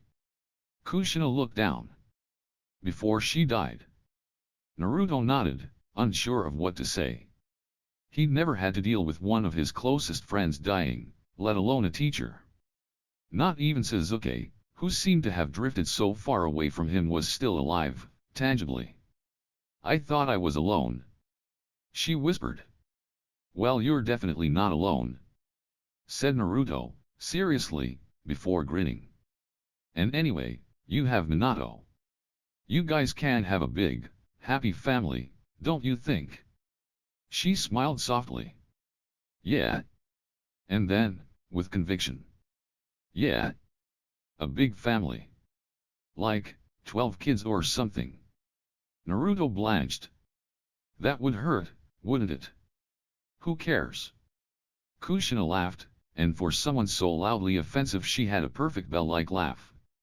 And a smile that split her face into wide, brimming happiness. His smile. I've always wanted a lot of kids. A ton of kids. Naruto watched her, this woman of happiness, wondering if his smile looked as forced as it felt. I'm sure you'll get it. He promised, with false sincerity. He felt a little bad, lying to Kushina like that. Mostly though, he just felt bad for himself, even though he didn't know why. After all, he had the most loving, wonderful parents in the world. They just hadn't been there when he needed them the most. Naruto was beginning to realize why people took his father so seriously, some even shaking at the thought of his mere memory. He certainly hadn't been made yandere for no reason, as it seemed even subconsciously the man had picked up on Naruto's oddities, even when the blonde tried fervently to hide them. The summoned thing seemed to be really grating on him, as if part of him wanted to believe Naruto, a boy who'd given him no reason to distrust him, and the other, more rational part knew it to be a farce. Maybe it was time for some truth between all his white lies. And the least he could do was warn the guy, right? This was what he was going to lose his life to. Which was why, as he put down his ramen and quietly thanked Tookie for the nice meal, he made his way to the training grounds. They weren't far, and Naruto found his thoughts wandering to the future. He'd expected Jiraiya to call him back now. They hadn't figured a way to fix the continuing issue, so every day he spent in the past was still a day not there in the future. It had been about 3 weeks or so, and while he was thoroughly enjoying his time here, every time he saw Team 7 he thought of the half-remembered dream of a red-colored bridge, a lazy sensei and a rival with a blackened soul, still existing somewhere in the lapse of time.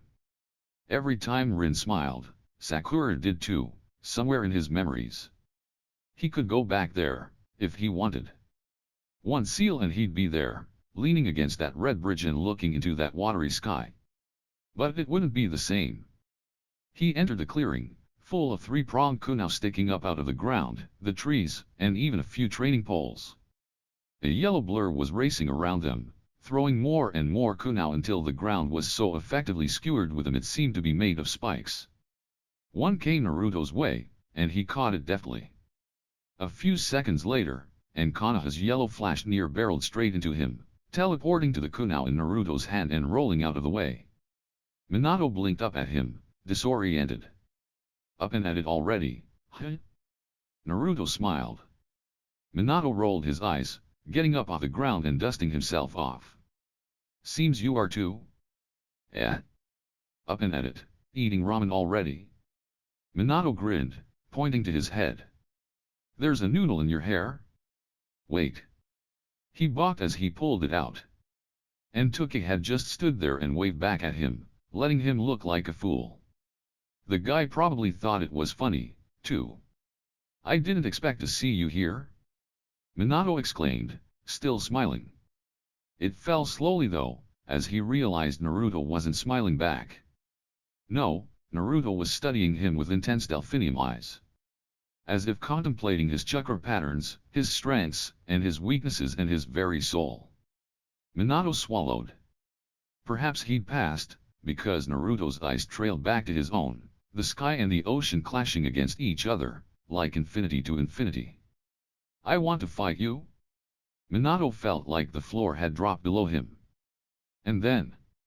What? Naruto titled his head. You don't want to? It's not that. Minato faltered. Though maybe it was. He'd never had an issue with some friendly sparring and camaraderie, but for some reason, he couldn't fathom the thought of fighting Naruto. As if it was some sort of inherent, cardinal sin. Well then come on. And then the grin was back, but it was fixed, vulturine smile, as if the blonde was avariciously picking him apart. You did say you wanted me to teach you something. Naruto reminded. But he'd meant some sort of inconsequential, interesting little thing, not a fight. Like they were enemies. All right then. He steadied himself. Why not? Why not indeed? Naruto was just as fast as him, if not faster. Minato found himself wondering why Naruto had been so subservient on that mission when he'd been under that strange-eyed man's power. Surely, he could have fought him tooth and nail, and won, even. Of course, Naruto had no intention of winning, or fighting at all. Each strike was parried effectively, and blades met, sprung apart, and met again. He bolted out of the fray, rolling on his feet and leaping for the higher advantage. Naruto joined him, the two flying into a taijutsu match that exceeded gravity for a moment, whirling punches and kicks, dodging, and hits until the two descended back down. He nimbly blocked one of Naruto's kicks, using the velocity to drop onto one of the trees, Naruto doing the same. The blonde charged again, too fast for Minato to think of ninjutsu or genjutsu. The flurry of rapid taijutsu almost reminded him of speed fighting, so quick it was almost too much to keep up. He'd thought he'd finally gotten the jump on the blonde, parrying strikes in a gravity-defying knife fight, when Naruto acrobatically sprung away, giving Minato the briefest glimpse of inhuman-looking eyes before an unnatural red chakra seemed to seep out of him in puissant, burning waves. They met again, and Minato's eyes widened as he was met with not blue, but red irises on the blonde's face. A jujitsu? But then what was that red chakra? He didn't think much of it, continuing to fight tooth and nail for the advantage, getting as close as possible with such a short-ranged weapon. He didn't have any warning when the red chakra lashed out, swiping at his chest with a ferocity. The blonde Hokage recoiled, springing away to land some feet away from the other blonde, who was eyeing him with an apprehensive, if not determined look. What was that? He asked, voice strangled. His vest was wet with blood. Naruto had landed a hit with that chakra. I'm teaching you? Naruto said, a little too amiable for Minato's liking. Teaching me what? The other blonde asked rhetorically, wiping at the blood drooling down his vest. The wound was relatively shallow, but still annoying. Your blood limit? It's not a blood limit. Naruto explained by not explaining, looking exasperated at him. Minato paused. Then what is it? A demon. Shock colored the Yandame's face, evident in the draining of his pallor, but he had no time for the words to truly set in, only a wave of panic as he quickly made to parry Naruto's quick strike. When he leapt this time, Minato made sure to give them more distance, keeping a furtive eye to the boiling red chakra, and the other to the blonde's lightning quick strikes. There wasn't even a need for ninjutsu at this point, the fight ascending to a much higher caliber than any elemental technique could assist. This strange demonic chakra almost reminded Minato of the gates. It seemed that by accessing it Naruto was incredibly faster, more powerful than he'd been before. Minato was hard-pressed to use the Hiroshin. After all, if Naruto was using an ace card he should be allowed the same luxury. But he wasn't sure if it would exactly help, the extra speed, perhaps. But it wouldn't show him how to defeat this new level. We can stop now? Naruto said quietly, and it was then that Minato noticed he looked almost lost. The Hokage dropped his guard, but not without caution. What is? But then the red chakra receded. He amended. That. It's demonic chakra. The blonde began, cheerfully conversational. He sat himself down on the ground, motioning for Minato to follow. As you probably know by now, I'm a Jinhyuriki. Minato blinked at him, blankly, following with great reluctance. What? Naruto froze. This was going to be a long conversation. Naruto paused, wondering how to word this. Well, I'm a human, but I house a demon. Does that make sense? He thought on it, for a moment, the very mind-blowing idea of it. Yes. Minato stopped. But it doesn't seem possible. It's very possible. Naruto nodded, smiling as Minato carefully sat in front of him. And happens all the time. The blonde was looking at him unsurely. I'm sure you've heard of the nine-tailed demons. The myth. Minato scrunched his brows. About the moon and the first ninja. That one. Naruto interrupted, waving the rest off. Most of it is considered just myth, but those tailed demons are real. They are entities of chakra.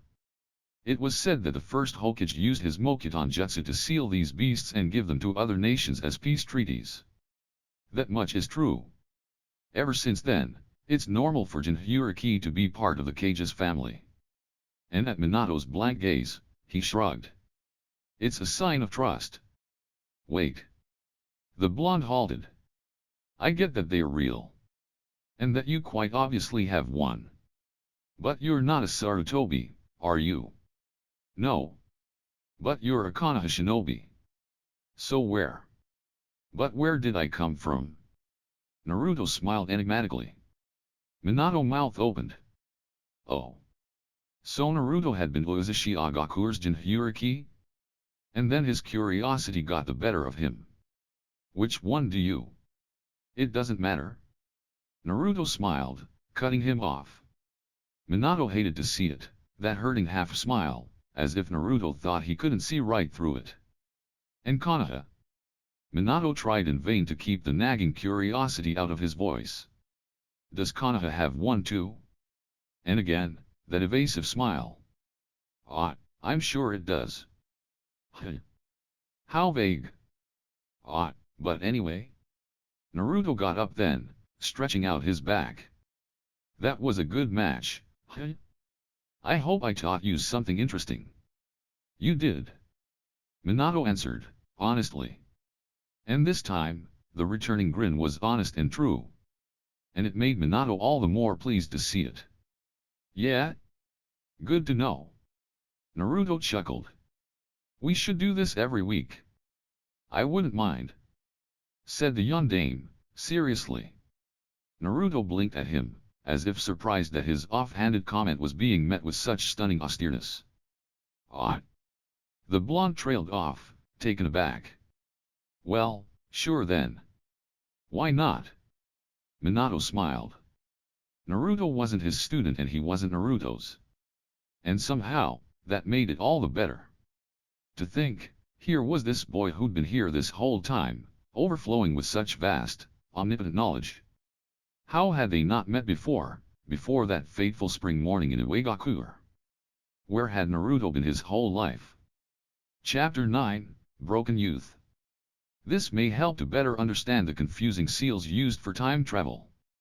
Yes, their inconsistencies are purposeful.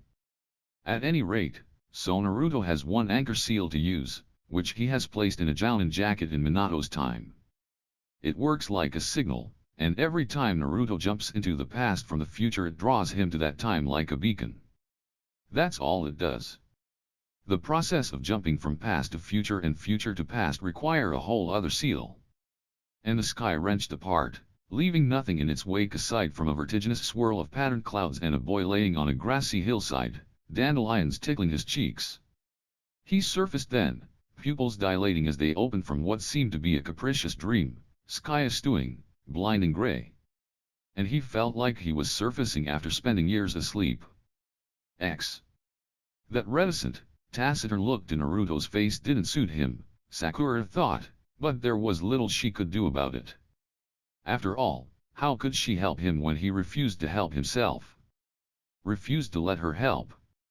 The young Chuunin could have punched the wall in her frustration. There was little else she feared more than anything, and that was helplessness. Uselessness. And that was all she could feel right now. Where have you been? It was hard to not sound accusing.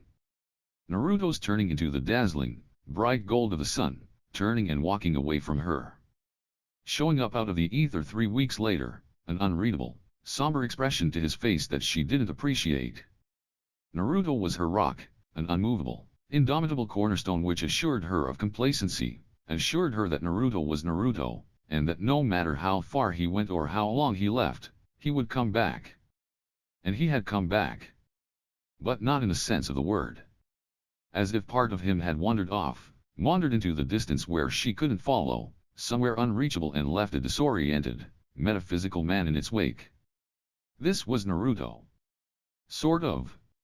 It was telling how his eyes moved towards the window, to birds flying like black silhouettes in the sky. Freedom. Somewhere, out there. But where? A mission. He decided upon, tasting the words like he did his takoyaki, as if decided whether they would satisfy her. An A-class. Tsunade wanted me on a solo. Tsunade. Sakura's eyes narrowed. Reluctantly, Naruto met them, as if realizing he'd been caught. You never call her Tsunade. No, just old woman, old hag, old bat. But Sakura could admit defeat when it stared her in the face. Naruto had his own troubles, his own issues, and she knew, though she may not want to admit it, that he could and would solve them on his own. He wasn't pushing her away. He was giving himself space. And though she truly would rather drop-kick him in the face and physically wrench the answers out of his throat, if there was one thing Sakura had gained after the event of Team 7's breaking, it was patience. You're safe though, right? She whispered, beside herself. And okay? Truly. He nodded. I'm okay. And then, with a smile. I'm here, Sakura. But you're not. How is it? She asked airily, and made a vague motion with her hand. There. Wherever there is. Can you tell me that, at least? Is it cold? Do you eat enough? You're taking care of yourself, right? Of course I am. He chirruped, like a brief memory of himself. But Naruto hadn't been carefree in a long time. Since he had come back from the Valley of the End, he'd mitigated from a rash, worryless little kid to a determined, driven young man. And though he'd never really lost his sunny disposition, he'd lost that naivete, that guileless mulishness that used to define him. I always take care of myself, Sakura-chan. It's a little cold there right now, but it'll be warmer soon. I'm fed, yes. I have ramen every day, more so than I should, anyway. I've got a place to stay and everything. This was just as much a part of Naruto as the loud brat who used to obnoxiously pester her for ramen. And as a smile cracked at his face, she knew the worst was to come. I'm really happy there? Those were the words she didn't want to hear. Kakashi thinks you're depressed. The blonde snorted. Yeah? Kakashi also thinks Jiraiya isn't a pervert. His opinion doesn't count. How odd, to see Naruto without his usual, visceral temerity. There was no impulsiveness to his lingering gaze, to his easy, wanderer's gait and the slow arch of his shoulders. The summer heat made the air hot and sticky, carpeted like a thick drapery of sweat and smelling like corn and farmlands. How Naruto managed to walk himself all the way out here, till the very edges of Konoha where nothing but sprawling farms held to the ground, Shikamaru would never know. It was just him, the blonde, and this dirt path had seemed to wind all the way into the setting sun. Shikamaru groaned, rubbing at the back of his head. Sakura's been harping on me too. She says we hang out a lot, so I should know things. But this was a clear overstatement. Because, though Shikamaru and Naruto were close, they certainly didn't hang out a lot.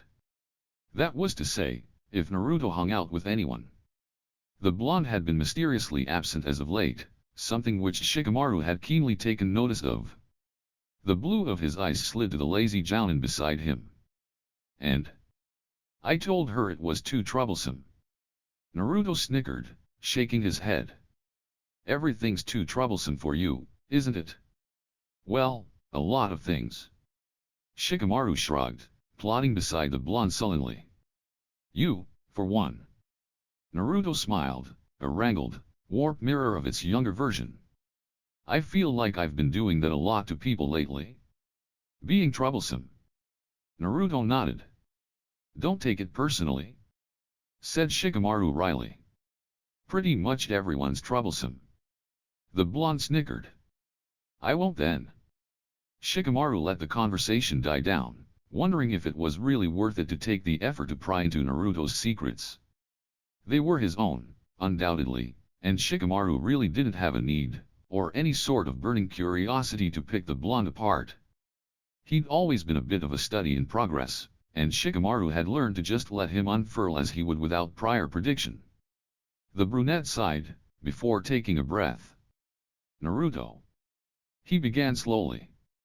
All these people being more annoying than usual, wouldn't have anything to do with your mission, would it? And the blonde closed, not in any physical way, just a brief flutter of his closed eyes. Is this an interrogation? It depends. Is that a yes? It's a maybe? Naruto's eyes opened, and he idly scuffed dirt with his shoes. Yes and no, said the blonde eventually, a certain voraciousness to his defeated voice. Sakura's just overreacting a bit. I think she expects me to defect from the village or something, but then again, she expects that out of everyone nowadays. And is it true? No. Naruto scoffed, scowling with irritation. Of course not. She's really worried. The brunette pointed out. And I know that she worries in general, but this is different. Sakura thinks I want to be on the mission more than I want to be home. And then, with a prolonged, exasperated look to Shikamaru's questioning gaze. Which I admit, might be a little true. So it's one of those alias missions. Something like that, yeah. Naruto didn't have the heart to tell him it was so much more than that. And he had a feeling Shikamaru didn't want to hear it anyways. Fortunately, the man was too lazy for his own good. Shikamaru sighed, looking up at a cloud with a digestive, if not lazy expression to his face. How troublesome. Naruto watched the same cloud. It's not just Sakura.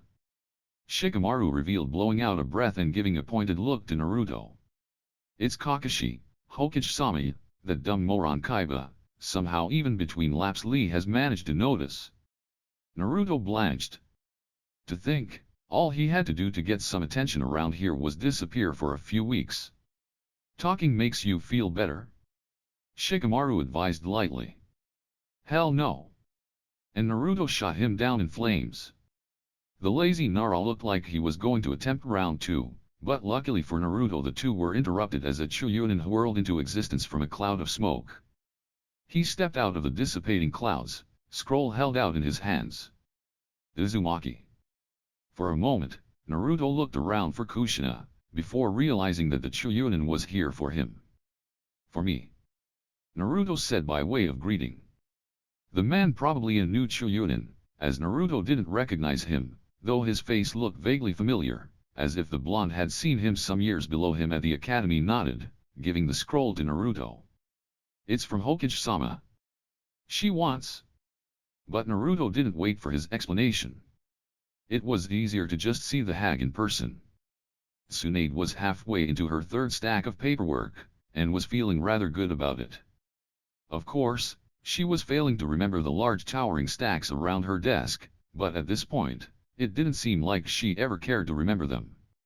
She sometimes wondered how the hell that flaxen-haired brat had roped her into this job, but all she had to do was remember his smiling sheepish face as he finished the raise-nan, complaining about how he'd never get strong enough to be Hokage at this rate.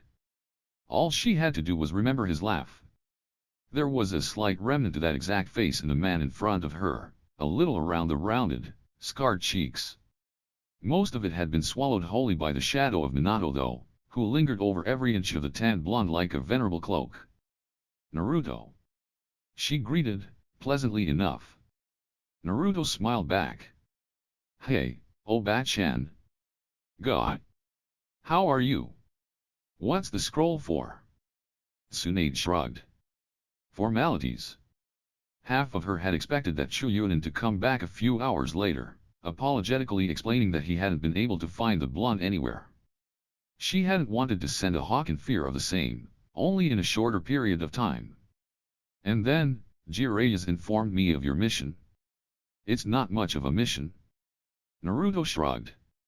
I'm just observing time periods and not getting paid. He added pointedly. This could be considered more of volunteer work, considering there was no hefty check at the end. He's worried for you? Is that how this all started?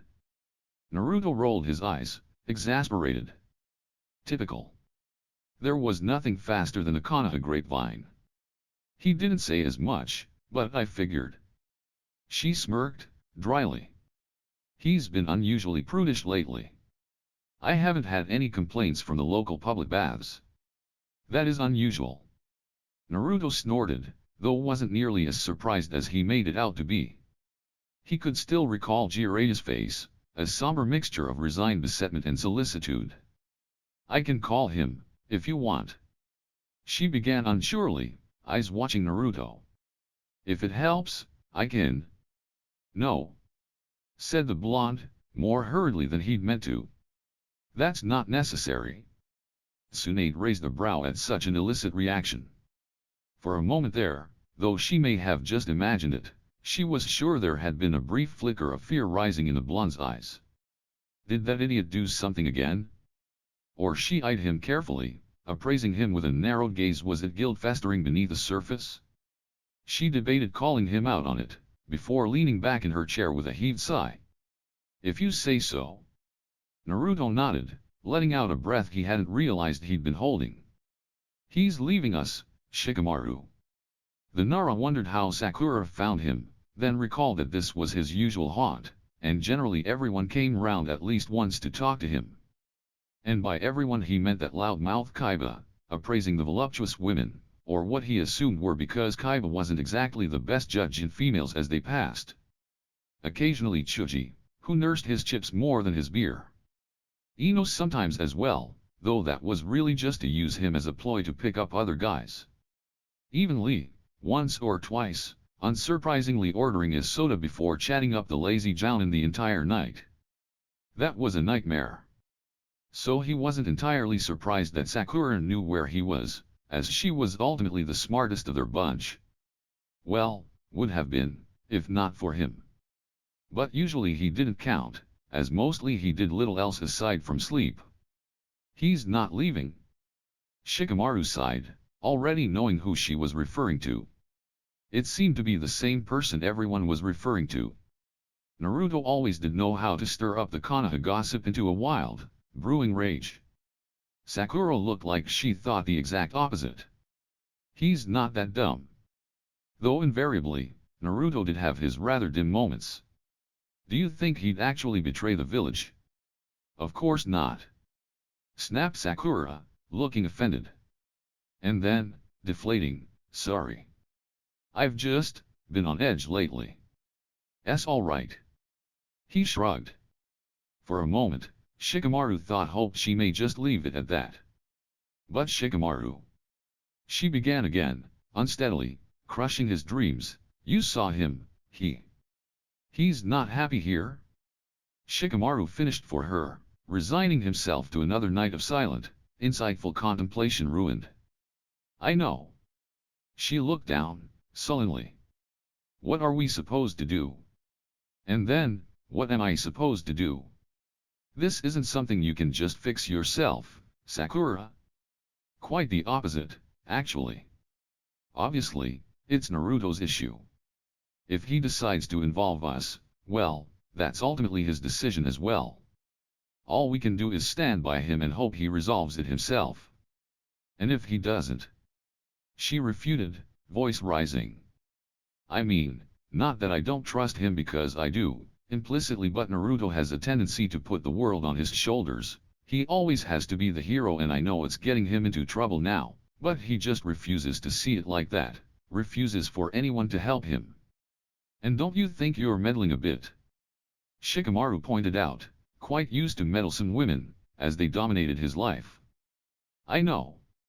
She bit out, slamming a frustrated fist into the countertop. The bartender wasn't particularly pleased, as almost every glassware he had rattled as the entire place quaked. The background chatter ceased into a weary silence.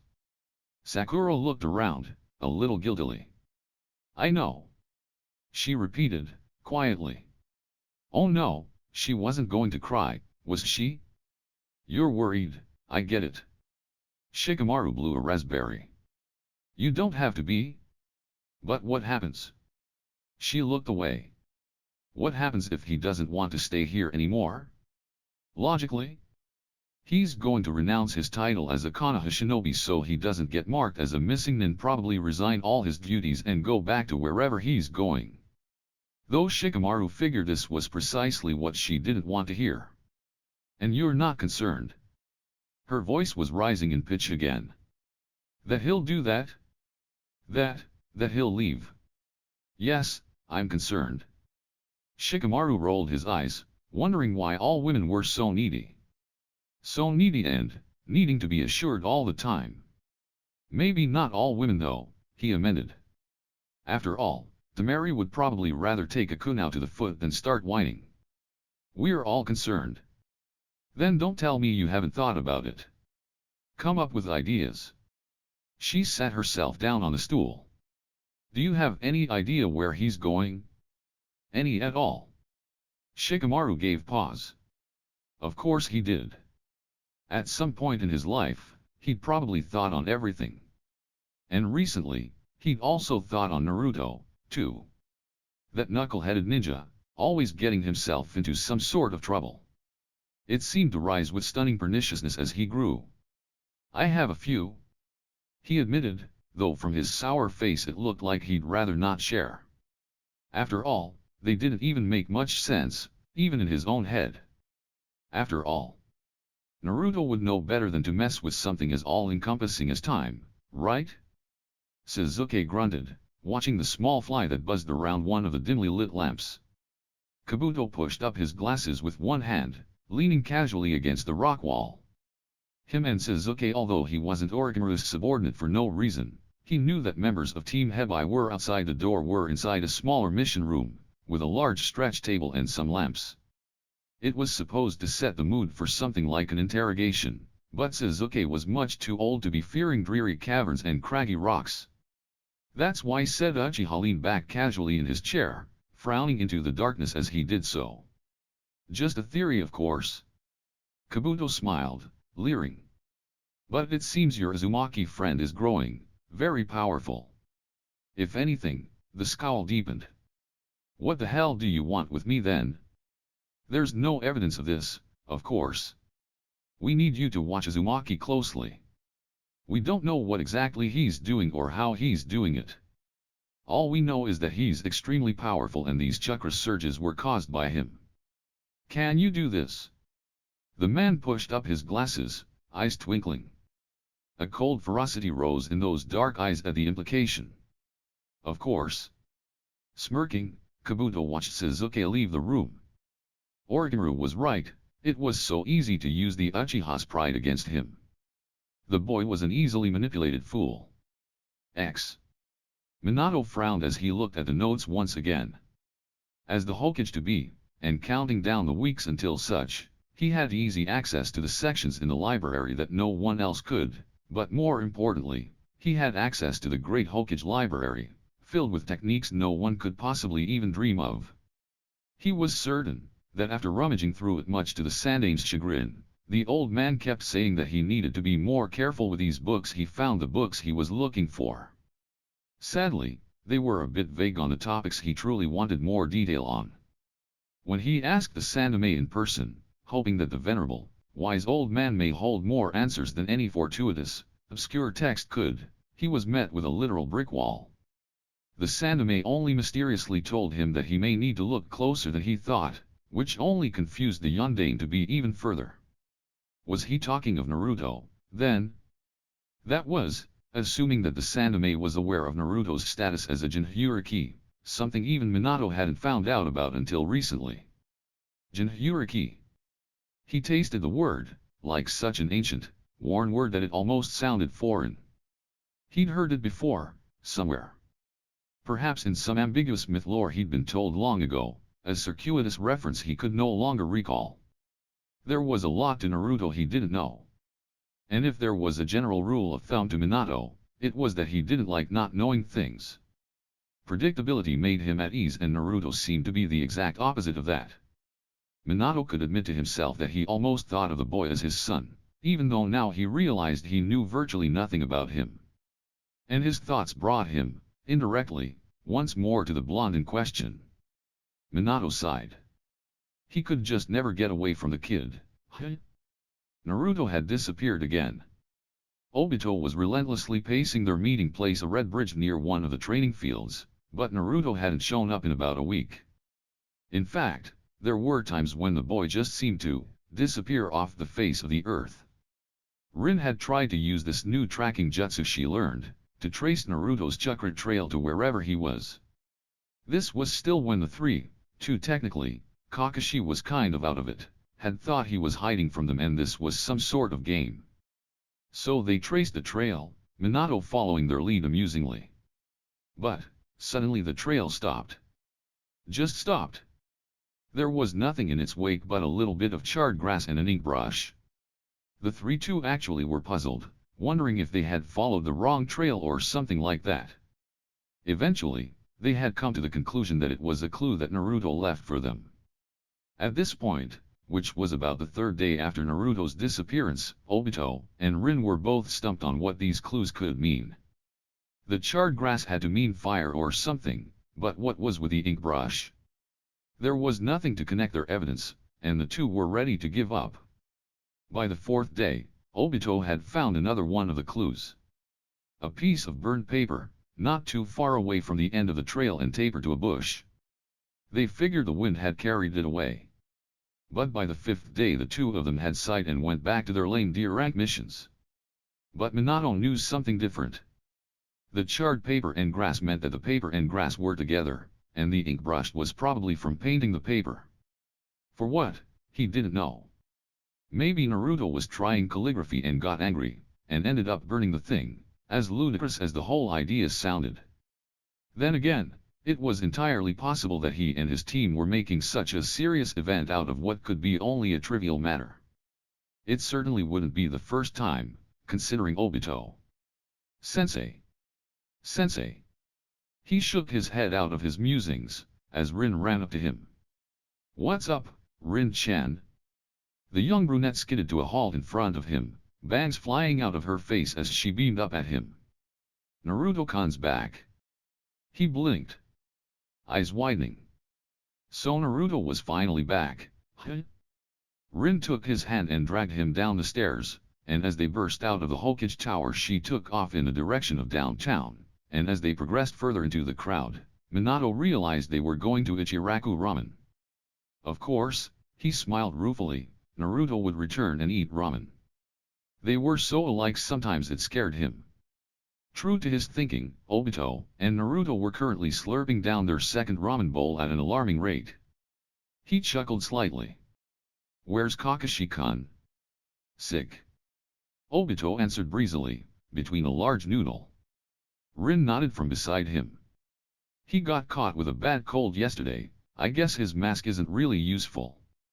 Naruto chuckled. "I think Kakashi uses his mask for different reasons." Minato looked down at him, stern face morphing into a grin with one look at the sunny blonde. "Where have you been?" "Well, you see." Naruto rubbed at his head, setting his third bowl down. "I was helping a nice girl with pink hair, and then I was talking to a pineapple for a bit."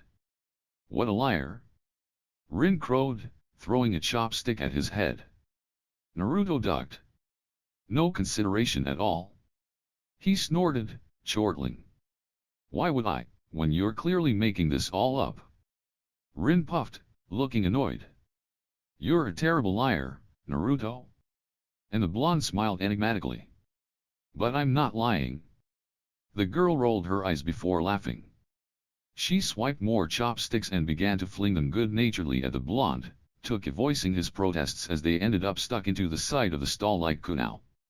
Obito did as well, as Rin plucked his chopsticks right out of his mouth, crying out as he made a grab for them, only to duck as she flung a soy sauce bottle. This would mark the first time Naruto had ever been kicked out of Ichiraku, ever. Oddly, he wasn't too upset about it. "But honestly, Naruto?" Minato frowned, picking out a fishtail out of his hair. He gave a glance to the other blonde plodding next to him, half of his face and gown and vest splattered with paint. "Where have you been?" "Around," shrugged the blonde. "And where have you been around for this entire week?" Minato asked, eyes narrowed. He knew he was being a bit petulant, but he'd been searching for the other blonde for the better part of 5 days. It was almost strange how easily it seemed the blonde could take a literal swan dive off the face of the earth. "And why did you leave us clues?" Rin piped up. Naruto stopped suddenly. "Clues?" he asked, face losing pallor. "Yeah. Like the paper, and the ink brushes." Obito piped up. Minato caught the look of sheer timorousness draining the blonde of color, wondering what had the blonde so on edge. Quite apparently, they hadn't been left for them to find. And, true to his intuition, they hadn't been frivolous matters, either. "Ah, well." And then just as quickly he was smiling again, rubbing at his hair. Minato noticed he did that a lot. Hell, so did Minato. "Well, my friend has been teaching me how to draw animals, but I got so sick of how terribly my drawings were that I just burned them." "Eh?" "Well, a half-truth, anyway. Sai really did teach him how to draw, and it wasn't the first time he'd hurled a fireball at both the irritating Chuyunin and his own pathetic attempts." Minato only eyed him carefully, his gut warring with his logic. Of course it was something candidly meaningless. What else could it have been? And yet, in the back of his mind came the intuitive clarity honed from years on the field, that burning sensation that reminded him that something was amiss. "So where did you go?" Obito asked, breaking the Hokage out of his thoughts as he peered up at the other blonde. "Go?" Naruto echoed, puzzled. "I didn't go anywhere. I've been in Konoha this whole time." But," Rin protested. "The chakra's signature. Most shinobi can mask their chakra." Naruto reminded lightly, waving a finger at her. Rin blushed. That was true. "Oh. Wait. Obito butted in. "Then, why did you mask your chakra?" Naruto blinked owlishly. Minato paused. This was true for once. Obito brought up a good point. If Naruto really wasn't up to nefarious purposes, what was he doing being so sneaky? Minato appraised the other blonde. Naruto had never really given any indication of being anything but a decorous, if not a little stubborn jounin. Was that a wrong impression? And then, the blonde pulled a face, laughing. I was spying on the bathhouse.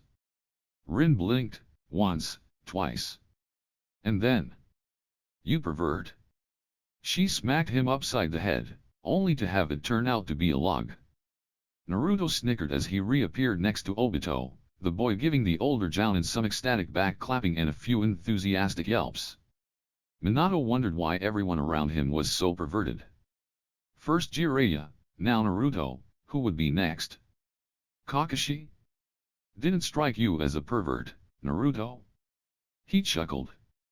Naruto only gave him a Vulcan smirk. I learned from my sensei, said the blonde, seriously, even as his eyes twinkled. Your sensei must have been quite a pervert. The yondaime surmised, immediately thinking of Jiraiya. Seemed they shared that in common too. Yep. They both were, actually. Of course, Minato wasn't aware that they actually shared the same sensei. Rin gasped in horror. Oh no. Naruto-kun, please don't tell me they rubbed off on you. I was peeking in the hot springs, said the blonde flatly, rolling his eyes. What do you think? Obito began to throw himself in fits with laughter, wheezing and coughing as Rin gave a terrified cry, waving a finger at Naruto incomprehensibly. Minato let out a bark of laughter, and Naruto found himself turning sharply at the sound, never seeing the Hokage come, so undone. So carefree. He couldn't help it. He was smiling too. Geez. Obito groaned, throwing his plow down on the dirt. I hate farming. What do you think you're doing? Rin wiped sweat off of her brow. Get back to work. Right. Obito squeaked, hastily drawing himself up again. He was a bit afraid of Rin at times like these. Especially when she growled and snarled and was sticky and sweaty, but more importantly, pissed as hell. They were in charge of plowing an old farmer's field. The man himself was sick and couldn't do it himself. Kakashi was finally over that sickness of his, and was somewhere in the backdrop farther off from them. But Obito and Rin were working side by side, that was, until Obito had decided to throw a fit. Honestly. Rin groaned more to herself than anything. I can't believe we have another one of these crap missions. Obito moped. Well, you were the one who said that you didn't want any more. I didn't say that. Rin hissed at him. Moron. I said that we should wait a little before taking on another tough mission, I didn't mean. She waved a hand over the large farmlands. This? Obito just sighed, adjusting his goggles with disdain as he noted the red angry marks they had made on his sweating forehead. It was way too hot to be in black. Actually, for mid-spring it was way too hot in general. Keep at it, kids. Minato waved from somewhere. His position on a large metal bucket seemed comfortable. Shut up. Rin squawked at him, looking away quickly so she didn't have to see her sensei laughing at them. Naruto watched the two with interest. It was kind of mean of you to give them such a crappy mission, he noted with glee. Minato rolled his eyes. You would have done the same. Good point. That's it. Obito, despite Rin's blatant protests, threw his plow on the ground again and growled. Sensei. Minato squeaked. The Hokage-to-be wasn't entirely sure if Obito's mad rage was induced by him or the heat. Either way, it didn't bode a good future for the blonde-haired Hokage. Naruto seemed to be a willing spectator to the event, an amused smile curving around the corners of his lips. Minato wanted to wipe the smug look right off his face. One day, the blonde would get a genin team of his own, and bear the brunt of their incessant needs. One day. We need training. The Uchiha groaned. As in now. As in like, flashy jutsu and cool moves and just, insane please. I hate to agree with him. Rin called from a little ways off. But it's the truth. There was a moment of silence, as Naruto bowed his head in silent laughter. Obito howled in rage, Rin leaned against her plow, Minato gulped inconspicuously, and Kakashi continued onwards in his work. Was all the Namikaze could manage. Please? Please.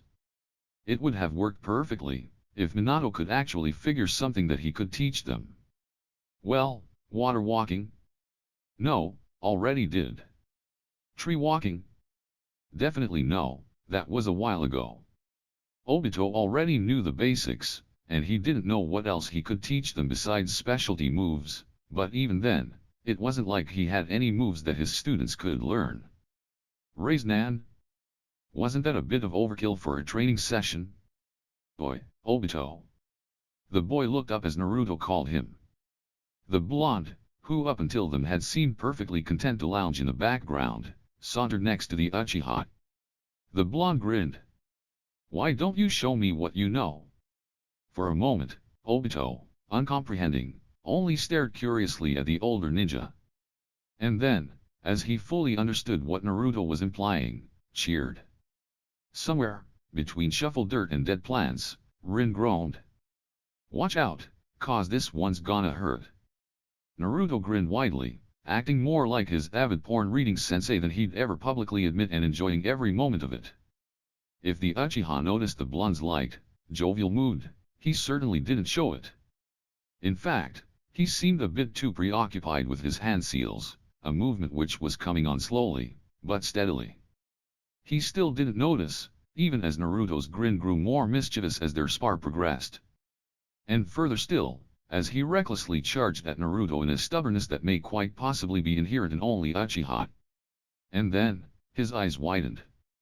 And finally, did he look up, surprised and with foreboding horror, to caught the leering smirk on Naruto's face. Kawarimi? 1,000 years of pain? Obito yowled as he was sent flying through the air. Minato fell clear of his upturned seat, howling with laughter and smacking the side of the bucket repeatedly, looking like he may just go into cardiac arrest. Rin had dropped her plow in horror, and Kakashi, well, miraculously Kakashi was absolutely unaware of the good use his future technique was made into, and was tediously tending to his plants.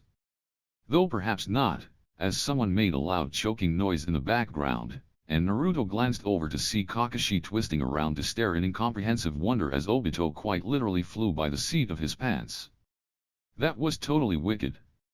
Rin cried aloud, loud enough for all of them to hear, regardless of Obito's rather vocal moans of pain.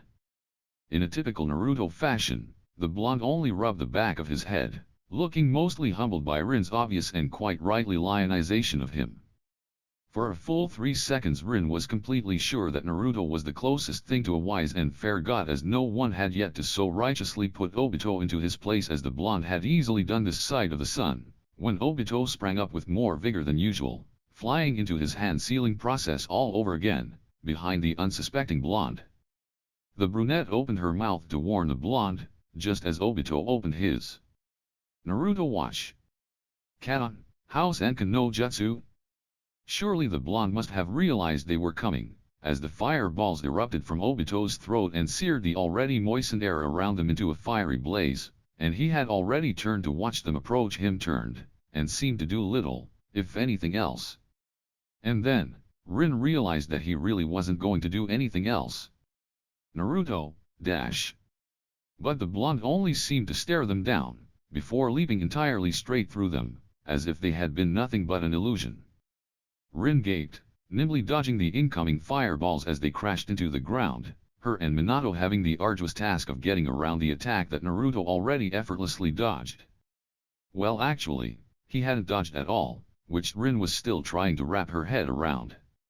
She looked up as Obito chortled in awe and laughter, having been tackled to the ground by the surprising blonde, quite clearly down for the count this time. Naruto was grinning down at him, looking quite literally like the cat who got the cream.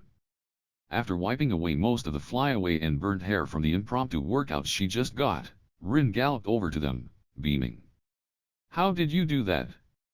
Naruto got up, giving a hand to the startled Uchiha beneath him. Oh, I dunno, practice I guess. So cool. Obito practically leapt at him as he stood, hopping over the upturned dirt to do so. "You've gotta teach me that." He scratched his cheek, laughing sheepishly. "Ah well, maybe. But unfortunately for the Uchiha, his unnatural affinity to fire wasn't anything that could be taught. Yeah, so, he may have gotten me that time." "May have." Rin butted in incredulously, grabbing for another piece of sushi. "Alright, so he did." Obito amended, not even looking winded from his long monologue on his and Naruto's spar, an event which really didn't need retelling, as it had happened a few hours ago, taking a sip of his drink as he did so. "But I'll have you guys know that pretty soon it'll be me kicking his ass. I'm going to come with a technique that's not only better than his, it'll be the best ever. Even better than Sensei's Raise-nan." Rin quipped. "Thousands." Obito agreed, quite serious. Minato looked mostly amused at the blatant disregard for his ultimate technique, only fondly ruffling Obito's hair. He reached for the check before Naruto could even think to, catching the other blonde smirk with a knowing eye as he moved it out of his read. "This one's on me?" Naruto looked reluctant, but held off. "You're asking to go broke?" said the other blonde, with a shrug. "This is true." Rin nodded sagely. It's no secret that Obito can eat 10 times his body weight. 2 times. Obito narrowed his eyes. "And that was only once." "No, just 2 weeks ago when we went to grass you must have consumed at least 200 pounds of rice." "That's not even physically possible." The two blondes only let them continue their bantering with an endearing ear, the two of them almost seeming to grow used to the incessant arguing that seemed to inevitably follow when Rin and Obito were in the same room. For a brief second, Naruto thought of how cute of a couple the two could grow to be. The amusing, dear illusion shattered at the thought that neither of the two would ever live to see the day. But this is the past, Naruto reminded himself, with bitter hope. And that's the future. And, for now, neither of the two mattered, because for Naruto, right now, it wasn't either. It was simply, the present. And then, with desolation. But not for long. Soon enough, Rin and Obito went their separate ways, Rin to her house and Obito back to the perpetual gloom of the Uchiha district, neither of the two seeming particularly enamored with the thought of returning home from their surprisingly fun day of D-rank missions. Naruto found himself in a sudden, abrupt silence with Minato, the quiet, warm summer night air devoid of continuous noise now that Rin and Obito left. "That was a pretty cool trick," Minato revealed, as the two plodded along together. "You think so?" Naruto looked up thoughtfully, thinking of how inspired he'd been when the technique had been used on him after getting over all the pain, of course. "Yeah? How'd you come up with it?" "It's pretty inventive." At the apt description of the jutsu's ingenuity, Naruto laughed. "It definitely is. But I didn't come up with it." And then, with no small amount of embarrassment, "Actually, the reason why I know it is because it was used on me at some point. An experience you won't ever forget, I'm sure?" Minato chuckled. "Not in this lifetime, no." Naruto agreed. All too soon he was once more standing at another crossroad, though in a more figurative sense. He'd been standing at one for quite a while, as Minato was meant to head back to his home, and Naruto to his hotel, and the inevitable future that lay many years away. "I'll see you tomorrow," Minato bid cheerily, already moving to the other side of the road. "Minato." His breath caught in his throat, in a vicious struggle to erupt out of his mouth. Words wrangled at his tongue, wisdom too dangerous ready to leap from his tongue. For a moment, a startling, clear moment, he imagined himself pulling the blonde aside, this glorious man who would one day save Konoha, and possibly the world, who right now was only a slightly unsure man with a great destiny ahead of himself, and whispering the very tumultuous thoughts that plagued his mind, if only for the selfish notion to get them off of it. But then the moment passed, the significant widening of Minato's eyes and the easing off of Naruto's tension, and the blonde found himself back at the crossroad, Minato pausing curiously to hear what he had to say. But the blonde only shook his head, an enigmatic smile to his face. "Never mind." And with that, Minato watched him walk off in the dark, cicadas loud in the night air. And didn't see him again in almost 2 years. Well, that's it for this part. Hope y'all gonna show some support and actually like and comment on the video. Please consider subscribing to the channel as well. Peace.